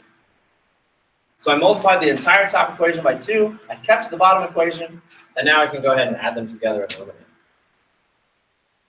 Which variable eliminates? X does, because it has the same number and different signs. So 4y minus 3y is y, and 20 minus 11 is 9. And oh boy, I didn't even have to do any more work. There's just y equals 9. This is why elimination is so convenient. Elimination is pretty powerful because it could just give you the answer like that. Okay, so now how do I go back and solve for x? Substitution. I just have to go back. Which equation should I plug it into? Yeah, it really doesn't matter. You can plug it into either of the originals, or you can even plug it into the new equation you built. You can plug it into anything. So just choose whatever is most convenient. Yeah, I'm going to say the top one. Negative 2x plus 2, write it empty, equals 10. So I'll go ahead and plug in my y equals 9. And so that gives me negative 2x plus 18 equals 10. I subtract my 18, and now I have negative 2x equals negative 8, and divide off by negative 2, and I get x equals 4. So currently, I'm thinking that the solution is 4, 9. By the way, it's been a while since we talked about it, but remember, we're still talking about a point of intersection on a graph. Like both of those lines, if you graphed them, what we're saying is that theoretically they intersect at the coordinate 4, 9. And I've got 2 lines going up there. All that is theoretical right now because we've not graphed these lines. We have no idea what they look like or where they are. But currently I'm thinking they go through the coordinate 4, 9. How do I know for sure? You have to check. So the problem is definitely not done yet. You have to go back to your original equation and plug in both. So let's see, 4, 9. So negative 2 times 4 plus 2 times 9. What is that? That's negative 8 plus 18. That's 10. Oh, good. It is 10. So that worked. And then 4 times 4 minus 3 times 9. That's 16 minus 27. Oh, good. That's negative 11, which is what it is. So yes, both of those equations were true. And so our solution really was 4, 9.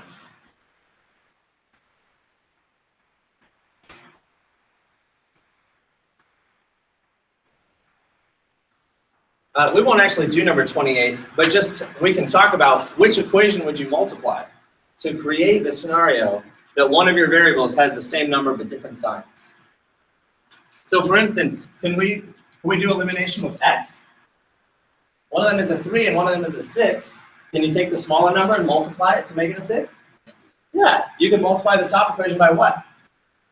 Yeah, negative 2. Very good. Because you need one to be positive and one to be negative. So since this is already negative 6x, you'd want to turn this one into a positive 6x. So you multiply through by negative 2. And that's if you want to eliminate x. But do you have to eliminate x? No. No, that was a solid no, Luis. Wait, you said that, Adon? In 200 voice. Okay, can we eliminate the y variable? Again, you look at the smaller number, 2. Can I multiply that to make it a 10? Yeah, I can multiply by 5. And so, but it would be a negative 5, because I need one to be a positive 10 and one to be a negative 5.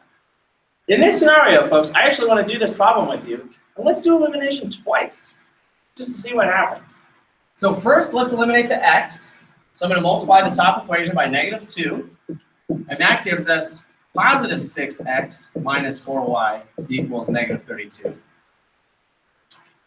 I do that equation to eliminate the x. So now my x's cancel out, and I have 2y minus 4y is negative 2y, 16 minus 32 is negative 16.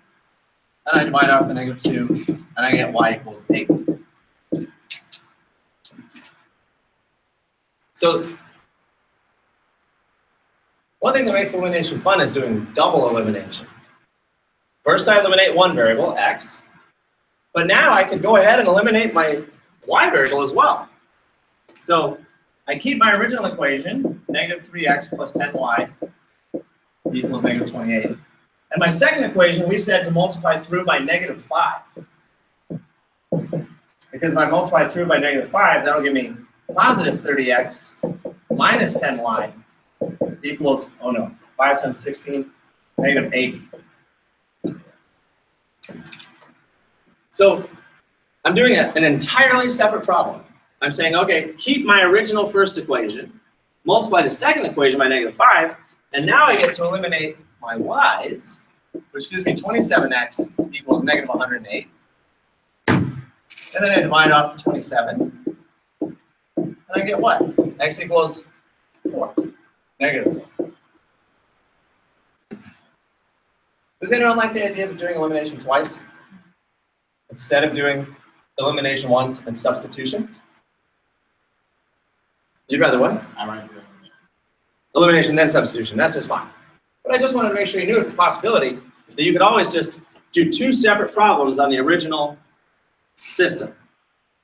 And either way, if you plugged 8 into those equations, you'd have gotten x equals negative 4. So really, you can do it any way you want. Is this coordinate correct? Is that the right answer? We don't know yet. So let's find out. It would be negative 3 times negative 4 plus 10 times 8. So that's 12 plus 80, which is 92. Oh no. It didn't work. You messed up. Thank you, Zach. Negative 2. You messed up way at the start. Way at the start? Yeah. I thought I might be wrong. Oh yeah, minus negative. Oh my gosh, how did I do that? How did that happen? I multiplied the bottom equation. It's on. I messed up way at the start. Well, folks, that whole problem is a mess. But isn't that wonderful? The system told me that. I got to the end and I was like, oh no, it doesn't make it true. And that told me now, oh, I have to go back and find my mistake. What a terrible, sad mistake. But that was a good learning experience. So yeah, I should have multiplied the top equation, and I messed up and multiplied the bottom equation. So that's really positive 6x minus 20y equals positive 56. I do that elimination and get negative 18y equals 54. Sorry, yeah, 72, dividing off the negative 18. And y equals negative 4. Okay, y equals negative 4. I'm still going to do double substitution for fun. Now I want to eliminate the y variable, so I multiply the bottom one by negative 5. And that gives me negative 3x plus 10y equals negative 28. And that's positive 30x minus 10y equals, what was that again? Negative 80. All right, so now I have 27x equals negative 108. And divide that off. I get x equals negative 4. Negative 4, negative 4. I wonder if that is going to be the solution. Did you guys get negative 4, negative 4? Yeah. Oh, good. I have hope. So now I check. Negative 3 times negative 4 plus 10 times negative 4 is 12 minus 40, which is negative 28. Oh, good. It is negative 28. Whew. And then negative 6 times negative 4 plus 2 times negative 4 is 24 minus 8, which is 16. Oh my goodness, it actually worked. Okay. Well, I'm actually pretty glad I made a mistake, because that showed you the value of plugging it in at the end to actually check to make sure that your solution is really correct. Most of algebra has a self-check mechanism in it. That you should never be guessing whether or not you got the answer correct, because you can always plug your answer in and check to see that it's true. Whew. All right. I don't think we have much time left. And I think that essentially covers elimination. Was that the end of the package? Oh, good, it was, because then I just put some word problems at the end. Let's see here. We might look at that. Let me just double check what time it is. Oh. All right, we have 4 minutes. We might as well go ahead and take a look at this word problem that I put in. And that way we finished the packet, and we'll start the practice packet next class. So everyone, let's just do number 46. Yeah, I mean 32. Both of these problems are essentially the same anyway. They're talking about ticket sales. And I only put 2 on there so that we could do one and then you can practice one.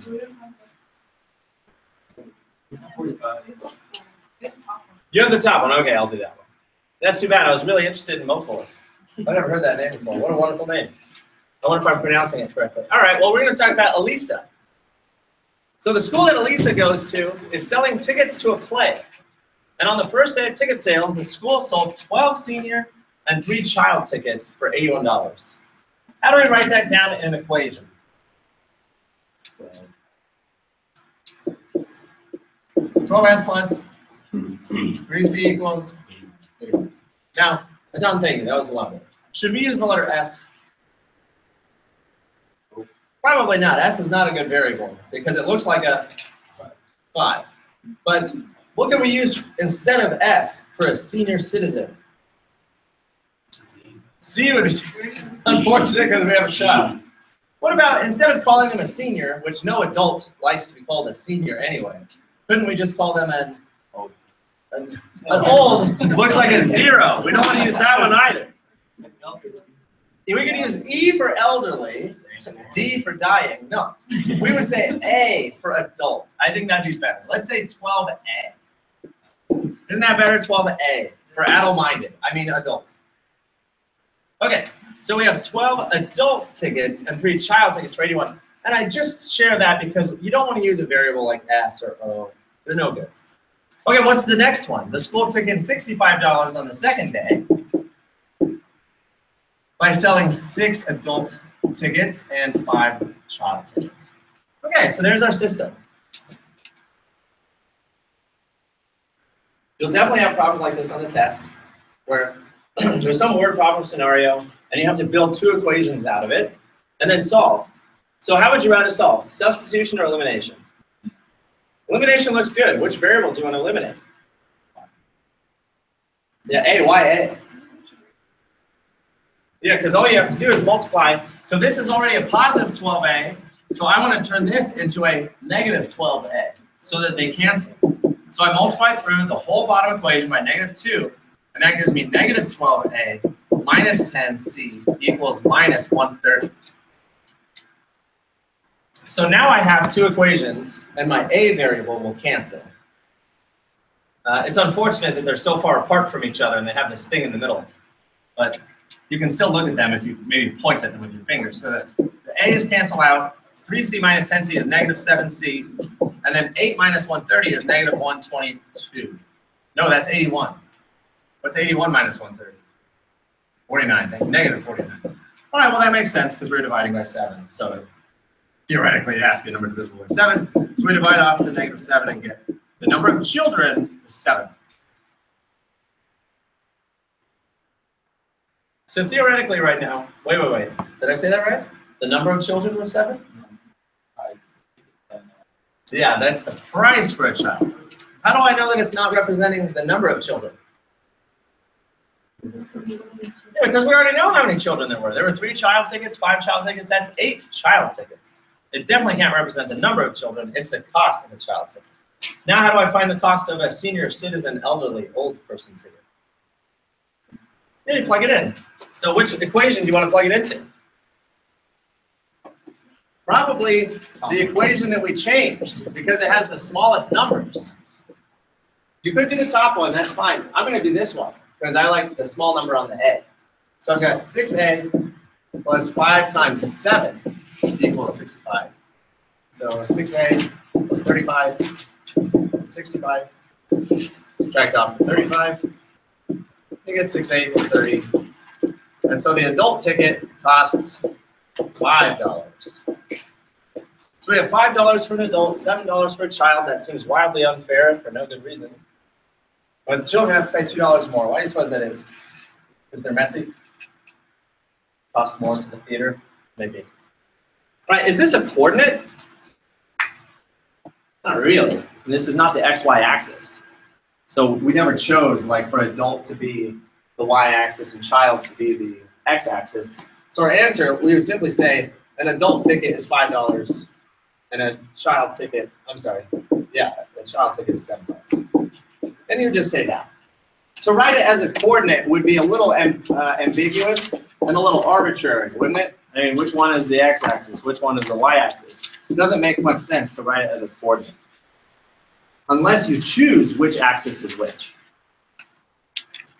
All right, folks, well, I'm pretty excited. We got all the way through talking about substitution and elimination, so when you come in next time, we'll look at the practice packet. I would go ahead if I were you and start doing the practice packet, because honestly, you can now do section 5.1, all of 5.1, and you can do the word problems. What you can't do yet is section 5.3. So, folks, please go ahead and do all of section 5.1. And when you come into class next time, we're going to skip to 5.3 and continue on from there. Yep. Yep. You want to Yeah, come here over here right now. Can I give this to you? Is it money?